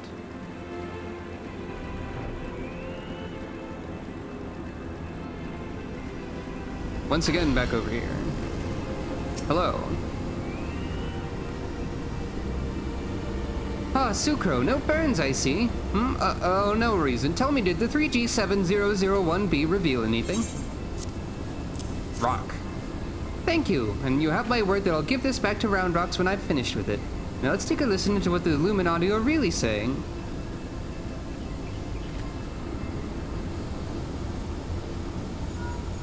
Goodness, all that infernal beeping is gone. Now it's a message clear as day. Let's see. Today's schedule for Gordius. Registration at 7th bell. Stop. Louse the Curl Cubs at 3rd bell. Stop. Rest and recuperation at 2nd bell. Repeat. Today's schedule for Gordius. Curl lousing? But I'm sure that was the only message. This has to be some sort of jest. Don't be daft, Wedge. It's just another code. You need the proper crystal and the proper knowledge to understand it. Bleeding Illuminati. Should have known it wouldn't be so easy. Quite the conundrum you have there. Hello, I'm mysterious. But it's your lucky day. I'll crack the code, assuming we can come to a little arrangement. I'm a treasure hunter by trade, and there's a certain something I want inside the giant. I help you get inside, you help me get out with it. A fair deal, no? Name's Mide, by the way. Mide or Mide? Could be either. Charmed, I'm sure. You are aware that the interior is almost certainly swarming with Illuminati, yes? Why do you think I came to you? Your strength in numbers, friend. Best we join forces, eh? Now, the words you intercepted are largely gibberish, but paired with the numbers, well, you'll see. 7, stop, 3, 2... 7, stop, 3, stop, 2, wasn't it? Hey, that's something. You, the big one. See the pipes atop the hatch? There ought to be a valve up there with a hand wheel. Imagine it's a clock and try turning it right to 7, left to 3, and then back to 2. Nod.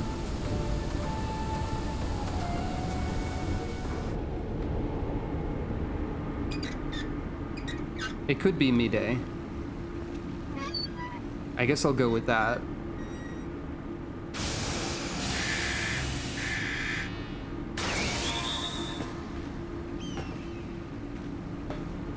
Ha ha ha! We did it! We did it!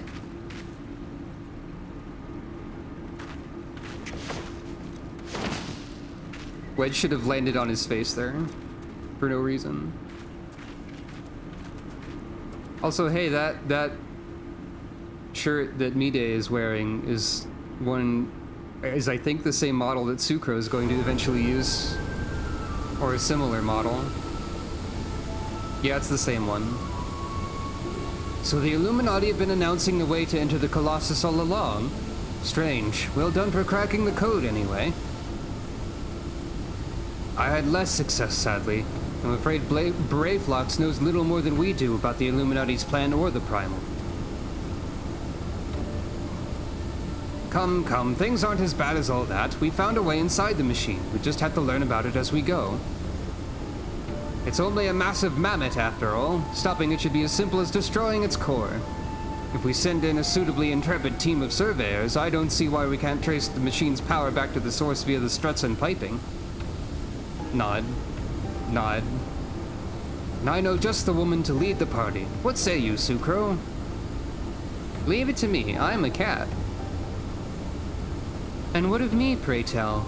I opened the way for this grand expedition of yours. Surely that's earned me a place in your little band to hunt for my treasure. You did as promised, and you may do as you will now, but only so long as your treasure hunt doesn't endanger the mission. I'd join you if I could, but there's something I need to see to first. I'll leave Biggs and Wedge here in case of emergencies. Good luck, my friend.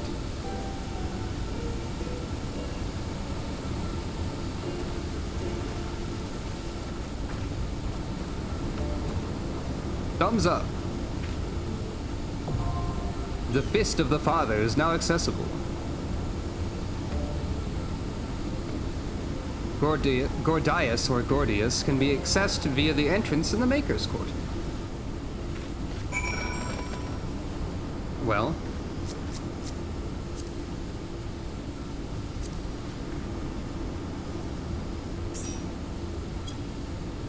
Double white mage, huh? With a funny little hat. One of the few hats that Avir is allowed to wear.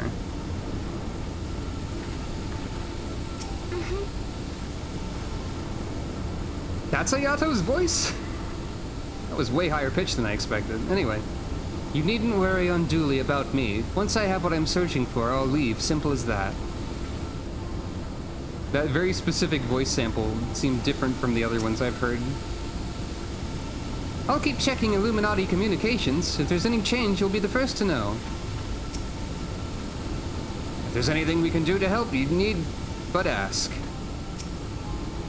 Giant of metal is holding fast to land and slow fit. Okay, I already said that.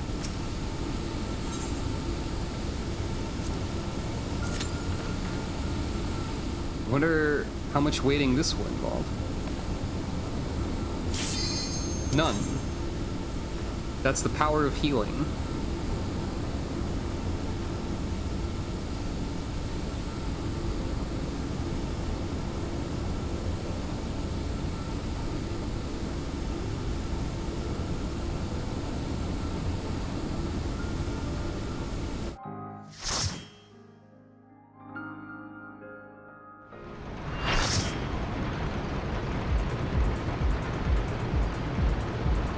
I don't remember a lot about Alexander, like, in terms of mechanics, I don't think.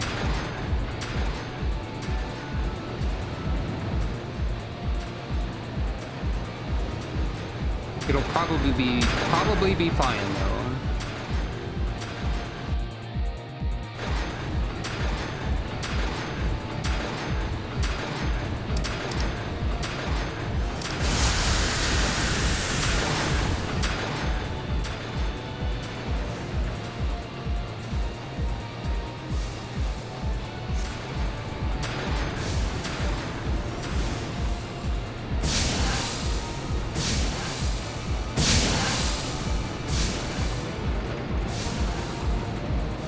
Well, here's Faust, destroyer of Savage Alexander for a very long time, evidently.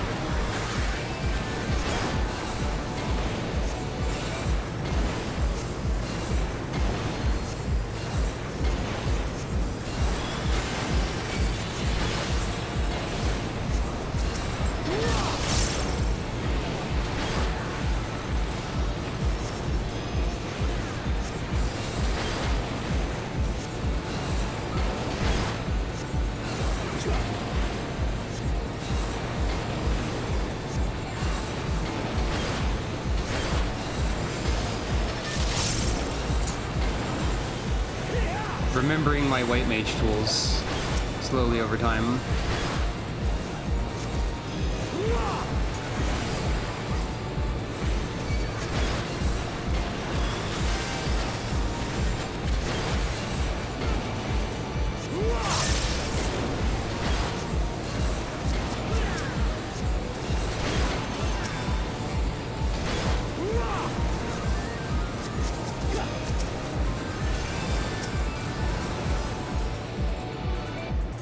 Assuming the mentality is use lilies as they generate and don't let them get wasted. Or don't let the generation of them be wasted. Probably more important once the blood lily exists. Hey, it's time for locusts. If you can hear it over all the clanking, this is one of many exceptional battle themes in this game. Extremely good battle theme. Time to jam.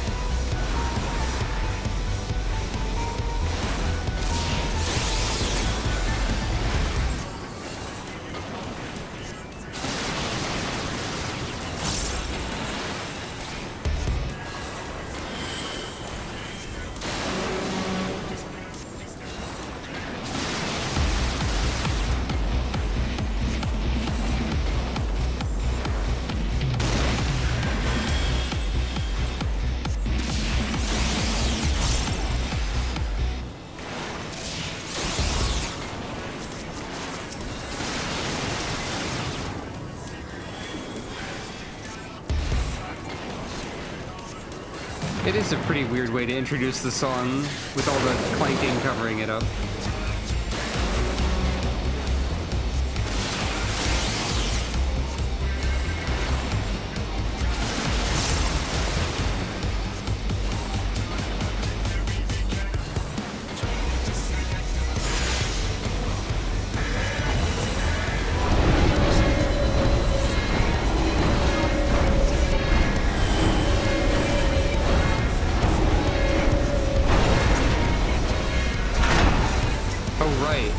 Another one shows up.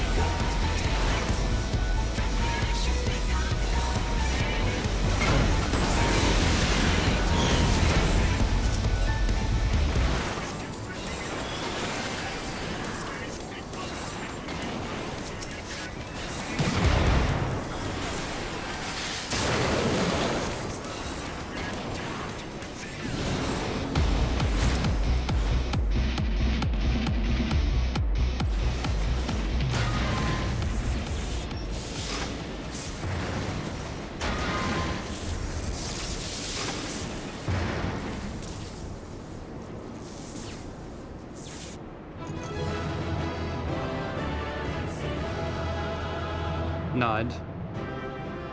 Success.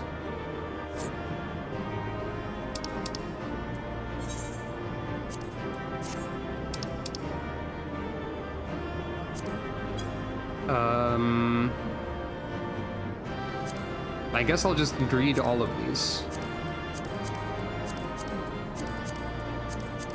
I guess I could also just roll need on all of them, but I did not.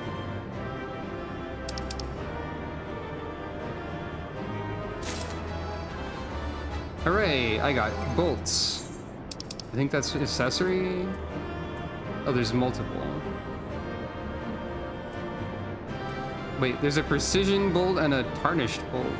I see. I don't see. I don't remember how this works. I got a commendation. Just one.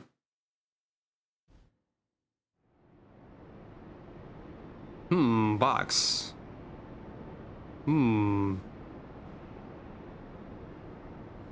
Expertly done, adventurer. Okay.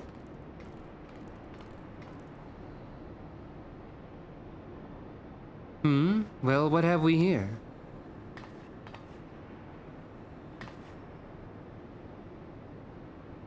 Hello. Sorry, Round Rocks could not stay away. So many new treasures here. Treasures? Oh, you mean like odd bits and bobs? Well, little one, these machina are yours to take. Some of them are rather beautiful, I must admit. Uplander can tell pretty machines from ugly, just like Round Rocks.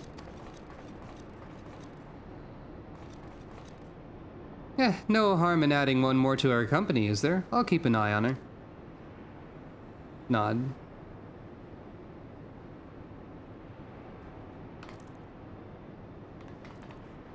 It is pretty weird to see a treasure chest in a cutscene. Damn it, I was so sure. Uplanders are unwise to come, but most of all is Treasure Hunter. What she seeks is not here, not in all of Gordius. Probably Gordius.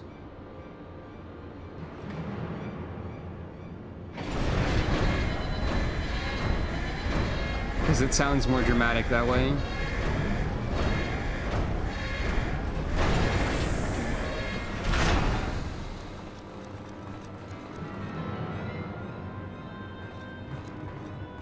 Giant door opening just for a few goblins. It's a little bit funny. Okay, more than a few goblins. Cat. Detected. But still, the door is much larger than any of them. Just shoot them. As I live and breathe, quick thinks all thoughts, master of the Illuminati. Fire. Use gun. Don't hit the cat, though. Cubbies are backstrapped with boom dust. Uplander shoots everybody kabooms. Okay, don't shoot them. Never mind.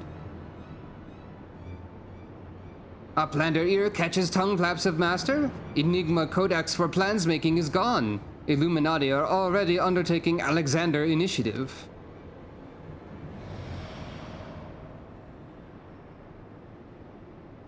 Foolish Gobby, secrets are kept silent. Tongue flaps never traded with outsiders. Has Quick Thinks not ordered so many times?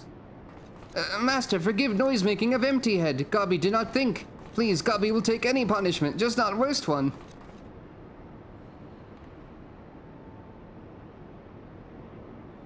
Now!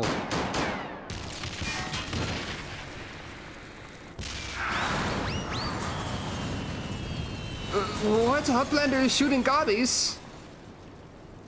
And boom dust does not harm Uplanders. Blood to Uplander, blood for fallen Gobbykin.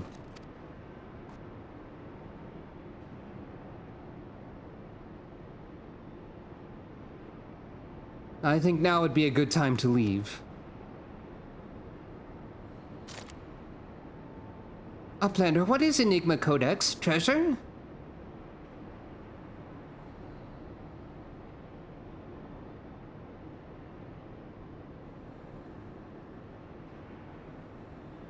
Yes, young one, my treasure. Whee!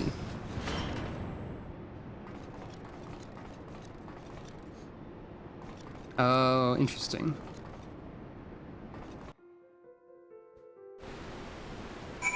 I'm over here now. Mide is amazing. She can tell pretty junk from ugly almost as well as Round Rocks.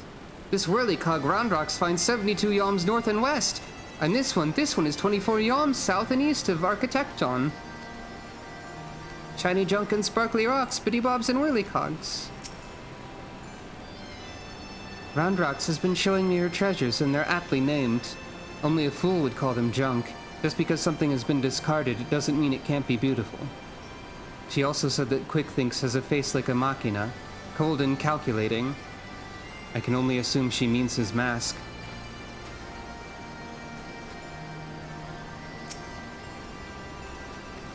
Welcome back, Sucro. I'm working with Bactrix to intercept Illuminati communications. He's got a wonderful memory for details and a great mind for codes. I must say the Goblin's grasp of technology is something to behold. I'm impressed. Bactrix is keeper of knowings and data. Nah, I don't need knowings and data. Leighton Hells face to face with the head of the Illuminati, eh? Sounds like he had quite an adventure, and this Alexander initiative has got me wondering. You reckon it might be the Giant's name? No sign of the core, though, eh? Well, we'll just have to look further in. I'll let the chief know, anyway. He'll be happy to hear Mide and Round Rocks are safe, too. Those two haven't stopped talking about machines since they got back. Can't say I've ever thought of junk as pretty, but to each their own.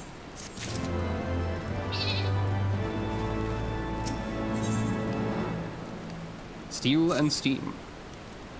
Ah, Sucro, ready to have another go at finding the Giant's core? Wedge, could you... Oi, Wedge, stop listening to that bloody link pearl. We barged through the Illuminati's front door. They know we've broken their code. But I've just this moment intercepted a new communication. If you'll give me a moment to... There! It says... Oh. Death to Uplanders, death to Uplanders. I think we may have started a war. Quest accepted. A war. War accepted. The cup of the Father is now accessible.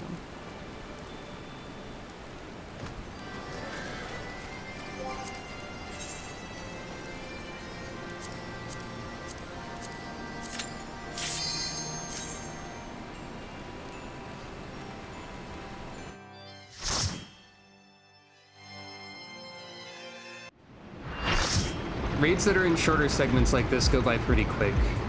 I guess we saw that with the coil.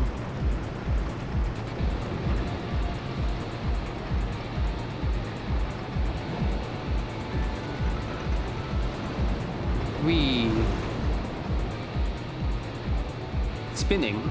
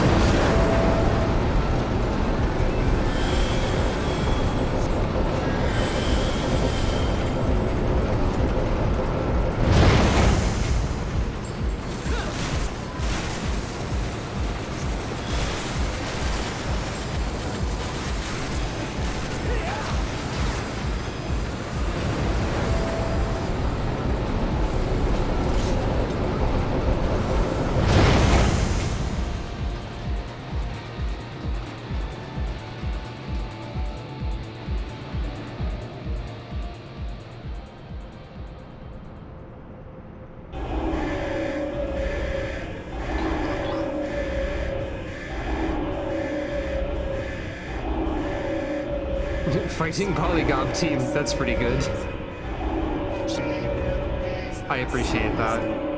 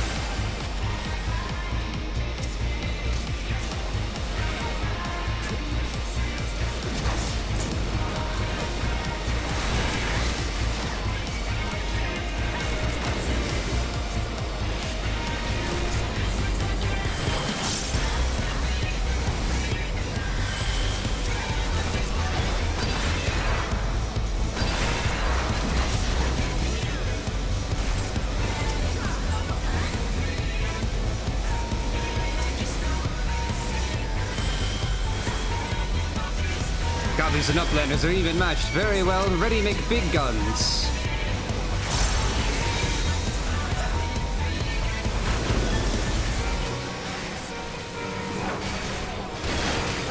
Oh. I got killed somehow?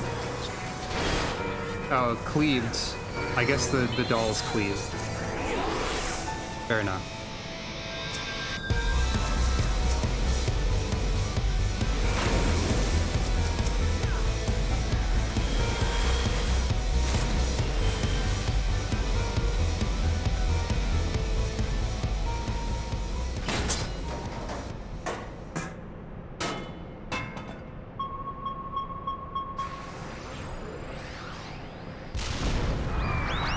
Destroyed.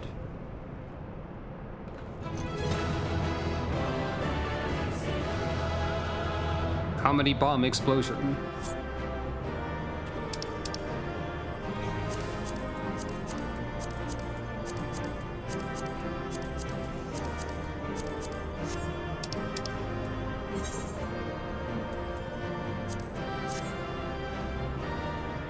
I like to commend DPS players because they usually don't get that as many commendations. I should roll need on stuff, maybe. I got 1 commendation.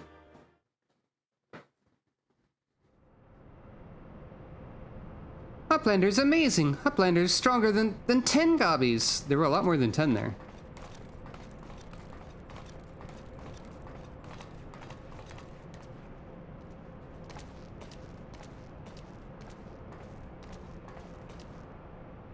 Ah, there you are, old friend. I was beginning to wonder if I'd ever find you.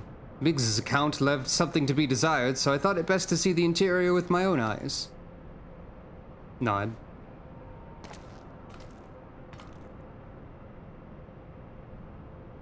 A treasure hunter through and through. Tell me, what exactly do you hope to find here?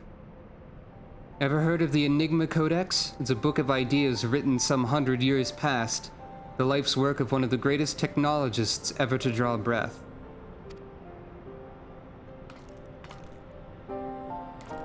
Within its pages are found myriad wonders, from designs for machina that could operate ceaselessly for centuries, to novel ways of culturing cheese.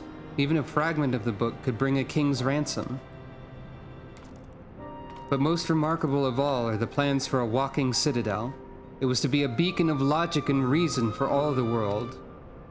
A walking citadel? 7 hells, we're standing in it, aren't we? The Illuminati's primal took its form from that ideal. But I sense that none of this is news to you. You've read it then, this Enigma Codex? Nod. The design catered for every needful thing, from warm beds to crops of grain. Its occupants would never have to leave, and all in a fortress on feet, impenetrable and ready to move at a moment's notice. The citadel was meant to bear the most brilliant scholars and artificers of the age to all 4 corners of this world, that they might set about unraveling the mysteries of creation. And this utopia, this shining seat of erudition, was to be called Alexander. If Round Rocks lived in Walking Castle, Round Rocks could collect treasure from everywhere. Indeed you could, little one, and anything you found, be it junk, forgotten teachings, or lost secrets, would be yours for the taking. And what exactly would the Illuminati do with all of this knowledge? They would use it to take control, most likely. Create a world ruled by a few chosen scholars. Unless I'm mistaken, that's why the Illuminati exist. Bloody fanatics. Take a perfectly good idea and make it into an object of faith. What could possibly go wrong? You can well imagine how people who'd spent decades carrying their homes on their backs might crave a home that could carry them. How such a place could seem like a utopia. But we're not talking about a machine here, we're talking about a primal, and primals will be the death of us all. I trust you'll be ready when things come to a head, Sucro? Nod. Utopia is happy place? Where there is junk aplenty, Round Rocks is happy. Where is very happy place of Mide? Wherever he is.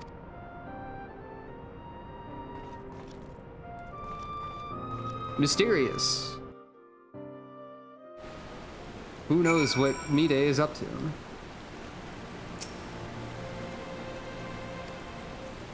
Sometimes Backrix is coming with Round Rocks for junk hunting. Uplander will come next time too? Well, maybe. I think Round Rocks' pile of treasures may have grown a touch. Not that that's any surprise. She goes hunting whenever she has a spare moment. Heh, a girl after my own heart. If my ears seem red, it's because Yoshtola just called. Dear me, I didn't think she knew such language.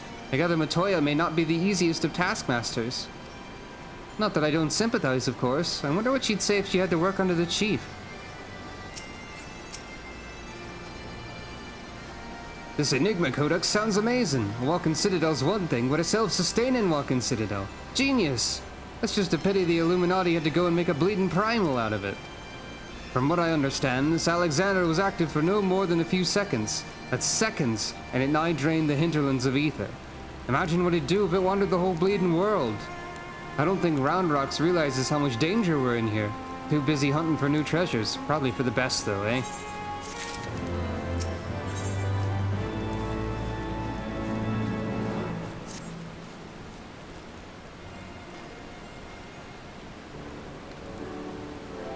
We've got ourselves a problem, Sucro, but don't worry, the Chief has a plan.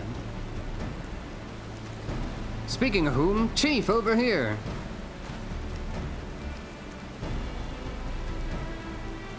All present and correct, I see. Good. Something's been nagging at me for a while, Sucro, and I finally realized what it is. It concerns the communications wedge interceptor. So we know the Illuminati have managed to establish a base inside the Colossus, meaning they must also have found a way to pierce the magic barrier. Assuming that's the case, what need have they to use the only hatch which the barrier doesn't protect? And why go to the trouble of sending coded messages on how to unlock it? The answer? Spies. I believe the Illuminati have an agent outside the Colossus, most likely in Idleshire itself, who's using the hatch as a back door. Now this agent will know we've broken their code, and the hatch is constantly watched, so he won't have been able to use it for some time. As such, he'll doubtless be desperate to re-establish contact with the inside. And that's why I've cleared the area around the Giant's Hand. All we need to do now is watch and wait and follow whoever makes a dash for the hatch.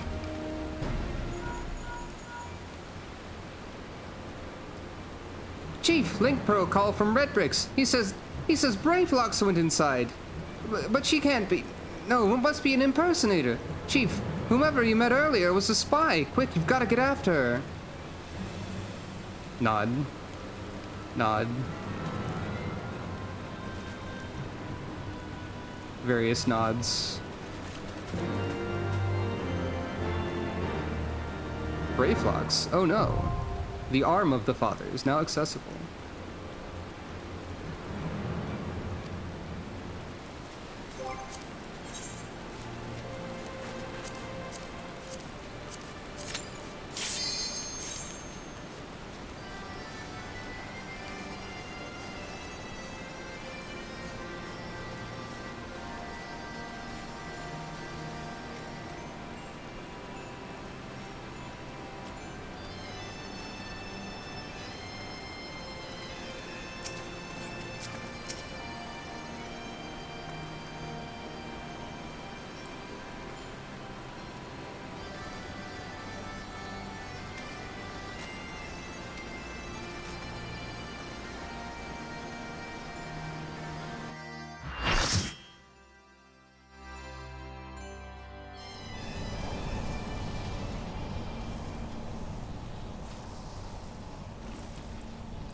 This part has mechanics that I forget, I'm pretty sure.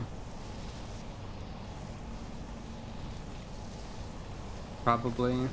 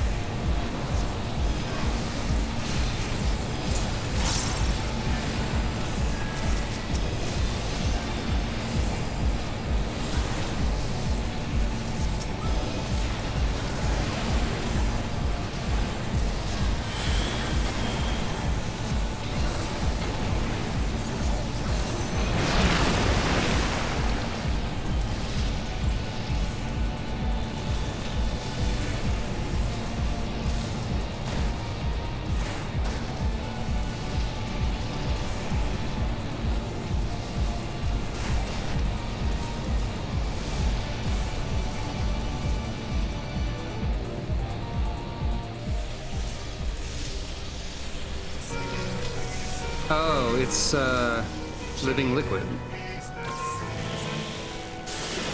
I forget what they do, but it's bad, probably, for health. Bad for the survival of people fighting it.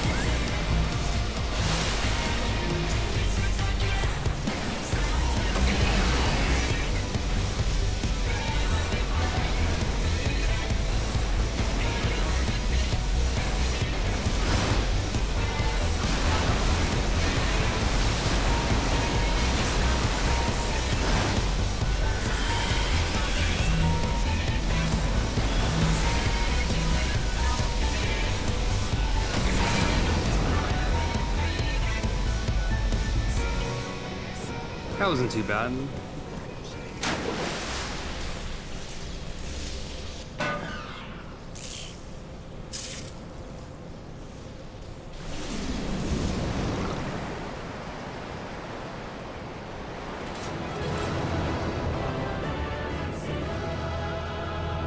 Nod.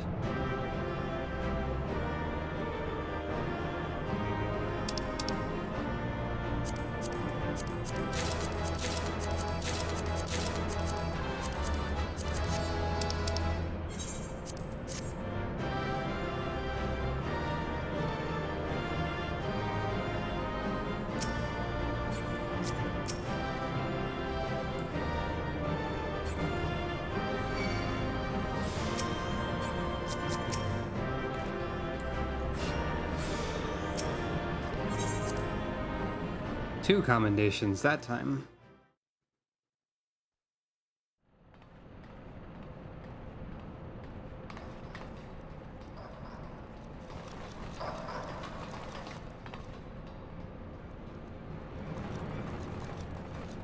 cat.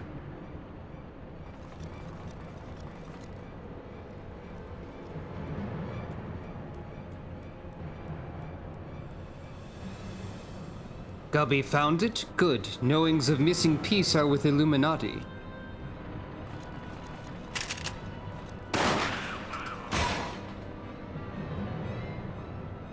Gubby did well indeed.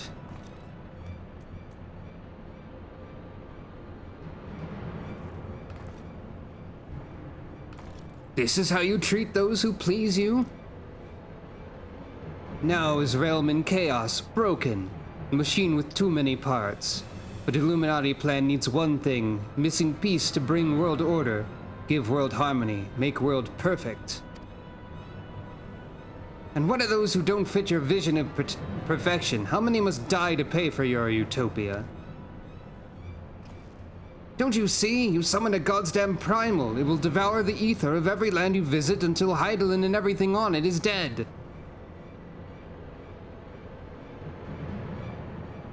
Inside Fortress of Illuminati, Chosen will live on. If inferior on outside die for progress, so be it. This is the cost of seeking for knowings. Hell's take you in your damn seeking.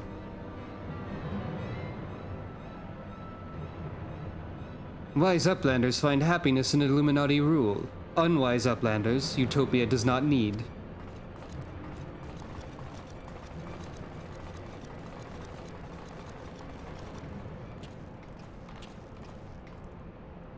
So it's obey or die, then? The whole concept is grotesque.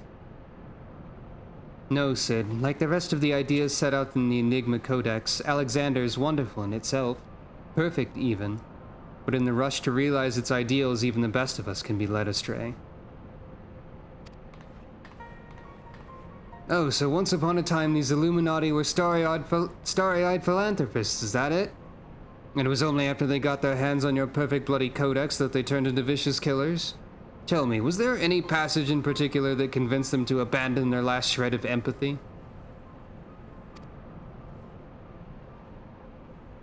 I cannot speak for the precise contents of the codex, not anymore, but I haven't forgotten everything I read.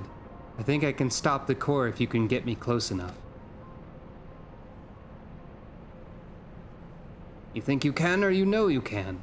And what of its location? It's somewhere in the trunk. How close we are to that, I can't say.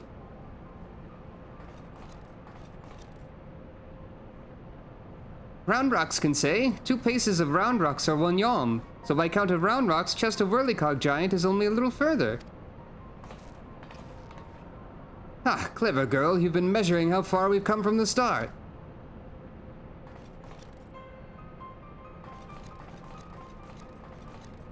Alright, I propose we withdraw for the time being. I don't know what'll happen when we breach the core, but I do know that we'll be better equipped to deal with it if we're well rested and ready for anything. Nod.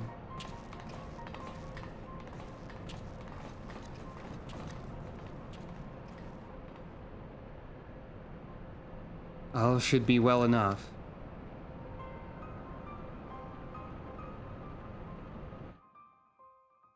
Mide continues to be mysterious. If Uplander comes back safe from Koron making, Round Rocks will give 1 piece of secret treasure. Mide says she can dismantle the core, but we'll be on hand too, just in case she needs an extra sledgehammer, like. Just you be careful, Sucro. There's no telling what mechanical horrors are protecting the core. It'll be fine, probably. No one should have the power to choose who lives and who dies. The idea is too vile, too insidious to be left unchallenged. We have to act. If we don't, Alexander will awaken and the Illuminati will be unstoppable. Make no mistake, Sucro, it's now or never.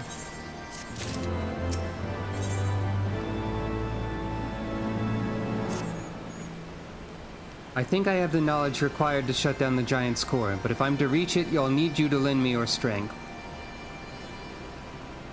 Well, really, the Illuminati's last message is... let's just say it's unsuitable for polite company.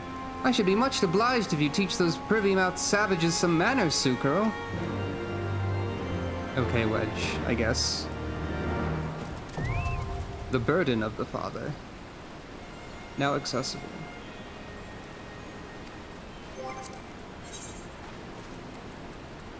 I think it's 4 per stage of the raids.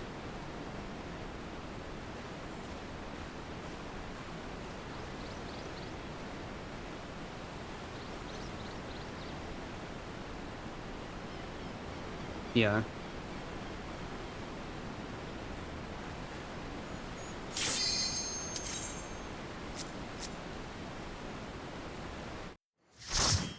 Oh, my chat cover isn't there. I never noticed that. That's bad.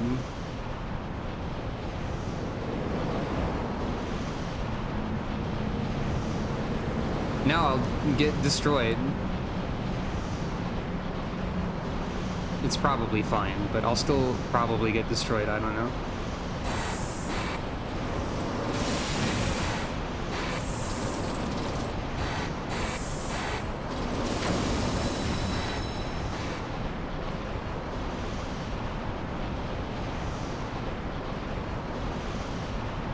Nod. Nod.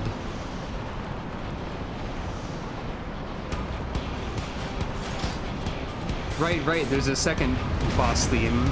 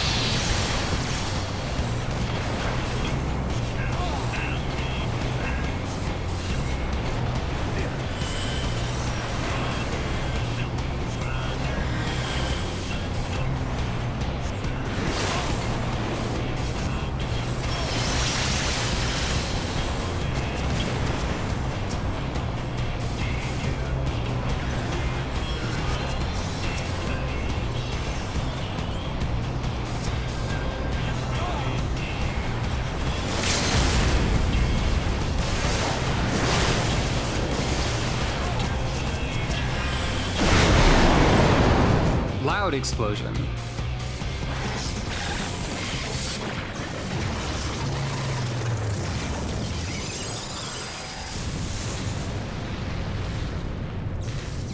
We have to look away from the explosion, of course. That's just what you do. Joy.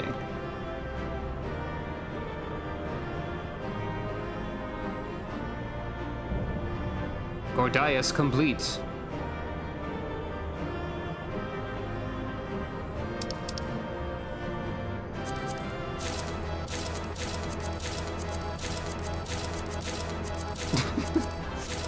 I don't know if I need that stuff, but you know.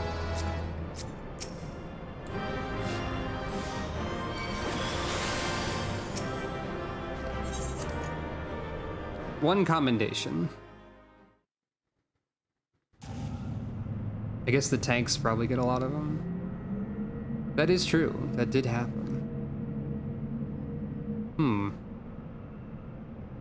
The Gordian knot. Oh, I see. Might be Gordius after all?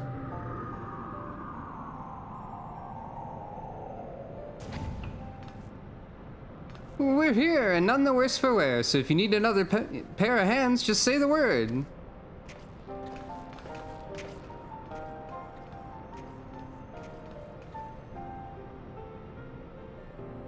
So this is the heart of the machine, eh? I knew I should have brought a bigger hammer. Not that I'll be needing it, of course, isn't that right, Mide? Nod. It'd be funny if she just shot it.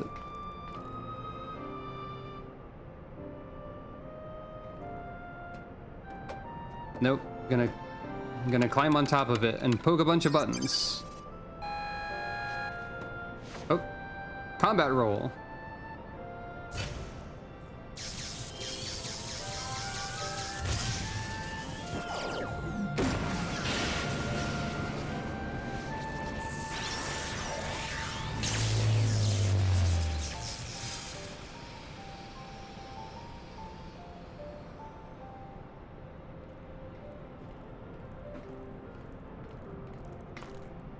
Nod. Can they not just reactivate it? Oh, look!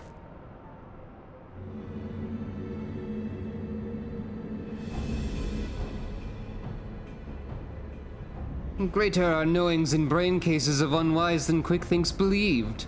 Perhaps Quick Thinks judged too quickly. Perhaps Illuminati should study Uplanders.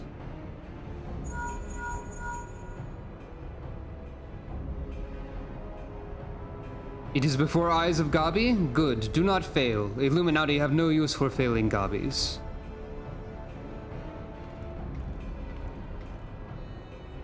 End of Gabi's long wanderings is close.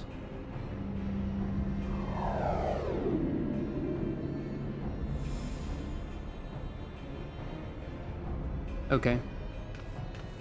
Something isn't right. Something isn't right at all. The way Quick Thinks spoke, you'd think he'd won. He didn't seem too bothered, that's for sure. Do you think he might have planned for us stopping Alexander's core? What was it the chief said again, about the Illuminati finding what they needed to complete their plan? Something along the lines of a missing piece, I thought. Nod.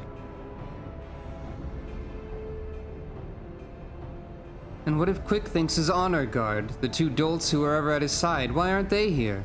The Illuminati must surely have known we were coming. What could be more important than protecting their leader?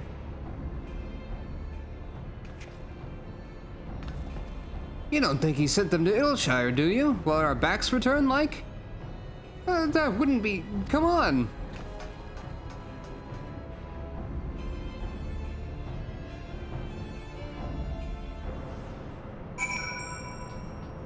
I get to run around in this room. Why? I don't know, why not?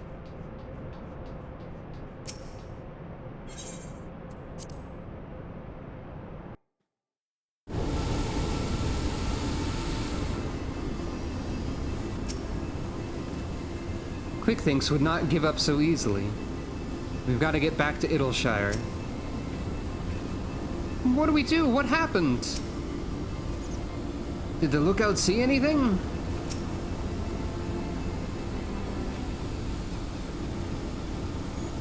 Giant loses power. Uplanders succeed.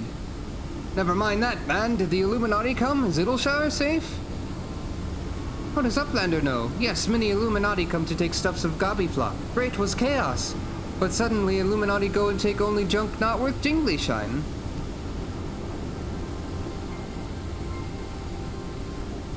They came barging in ready to start a war and then scarpered with a handful of bleeding junk? Hold on a minute, where were they last seen? Oh yeah, a little bit. Red Bricks thinks near the shortstop. Round rocks, come on! Nod. I'll go and find the chief, he'll know what to do. By the way, these quests haven't had experience point rewards at all. I thought they added the experience rewards to stuff later, but I guess not. Uplanders were gone too long for comfort of Red Bricks. Shortstop is place of clashings with Illuminati. Illuminati are up to no good, maybe using confusion to do foul things. Uplander must go and see, make sure all is well.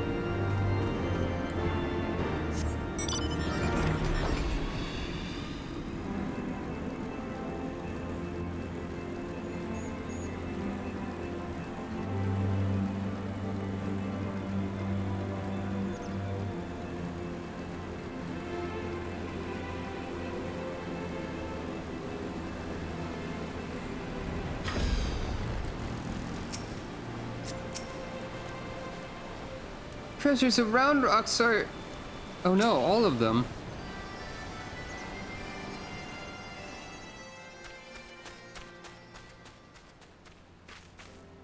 Is everything still as we found it? They haven't come back, have they? No, they're gone for now, and everyone seems to be fine, physically at least, but Round Rocks...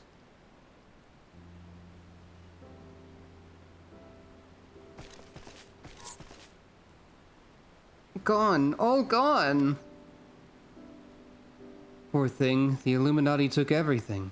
I'm just glad she was off collecting trinkets with Backricks when they came. I daren't think what might have happened had she been here.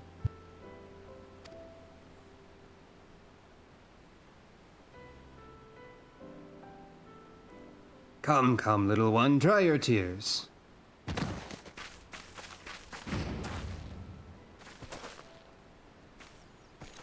One thief unconscious. We found him lurking near the edge of town, not far from your treasure, Round Rocks.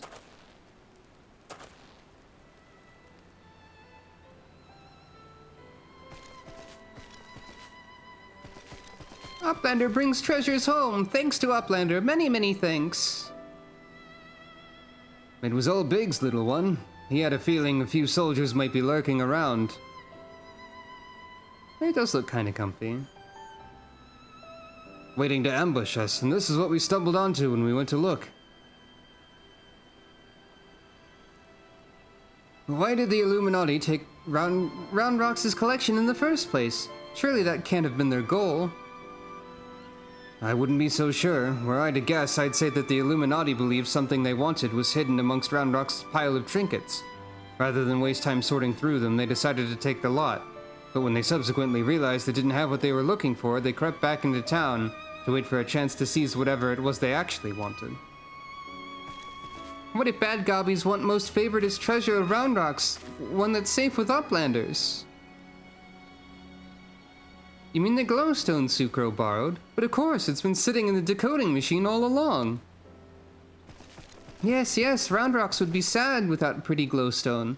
It is special treasure from near Old Castle, rusty one that was left by Uplanders from before. Wait, what do you mean before? Round Rocks, were you near the Charlian ruins when the metal giant first appeared? Nod. Yes, Round Rocks saw Whirlycog Giant stand 3 years ago, but was only for a little bit, and big gobbies do not believe Round Rocks. 3 years ago, when someone tried and failed to summon the primal. Nod.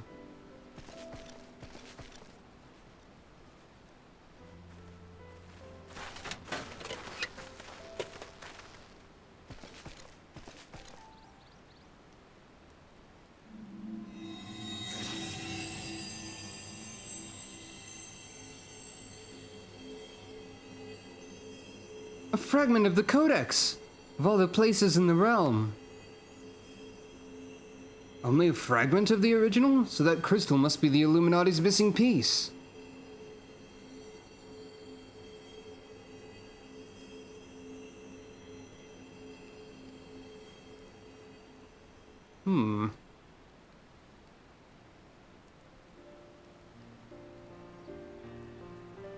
Well, I'm sure that won't cause any problems. They may have stopped their primal and taken their prize, but our foes are not about to admit defeat. They'll be backing out for blood, like as not. Nod. But we've got you, Sucro, and I'm sure you'll be ready for the onslaught when it comes. Might I suggest you make merry till then? So yeah, that was the first segment of the Alexander raid series. Series of raids, series of, you know. Gotta turn this in though. Roundrox is happy. Many friends worry, think of Roundrox. Uplander is one. Roundrox thinks kind Uplander. Let me chime in as well, Sucro. Roundrox's home needed protection and you provided it. Not many would do that, and certainly not in the face of a primal. You have my thanks off also. Yeah, I agree. Mide helped Roundrox too. Uplanders have good hearts and kind. Only so many of us find Machina pretty, my dear. We have to stick together, don't we? Did Mide always like whirly-cogs and bitty-bops? Not like you, Roundrox. My love, he adored the things. Inventing, building, and tinkering with them. Mide always touches hurt mark when remembering. Do I? Well, I suppose I do. Those times were something else, little one. My friends and I, we were lost in our dream. We thought to put back the pieces of the broken world with logic, reason, and technology. And we were certain we could do it, too. I hadn't much skill with thinking up things or making them, but I helped in my small way. And that feeling of aiding in someone else's dream, sharing it, washes over you like a wave of happiness. I've never felt that way since. Now it all seems so far away. Even the memories feel like I dreamed them rather than lived them. Well, enough of that. Roundrox is right, adventurer. You're a kindly soul. Keep an eye on our girl till next we meet, will you?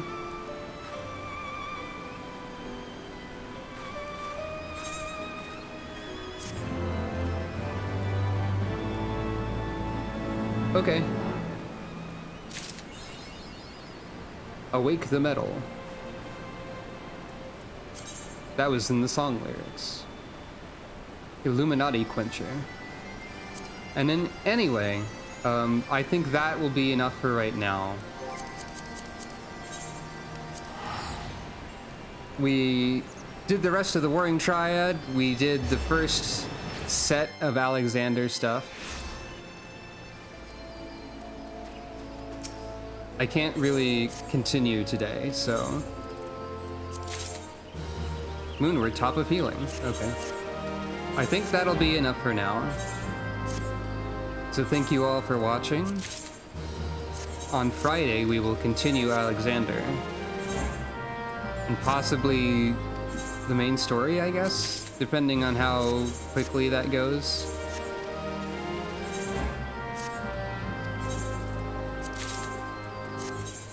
Just gotta check all the retainers and stuff. And, well, yeah, thank you all for watching.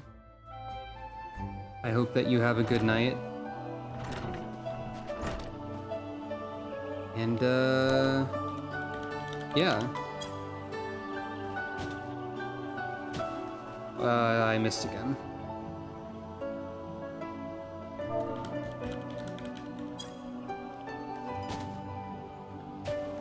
There we go. Perfect.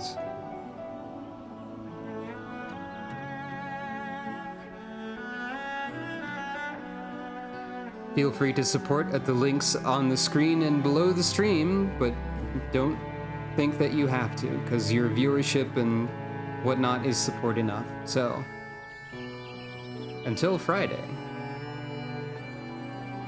have a good night. Have a good, like, Thursday also, and then, like, Friday up until the... Have good week. Have good time. Good night.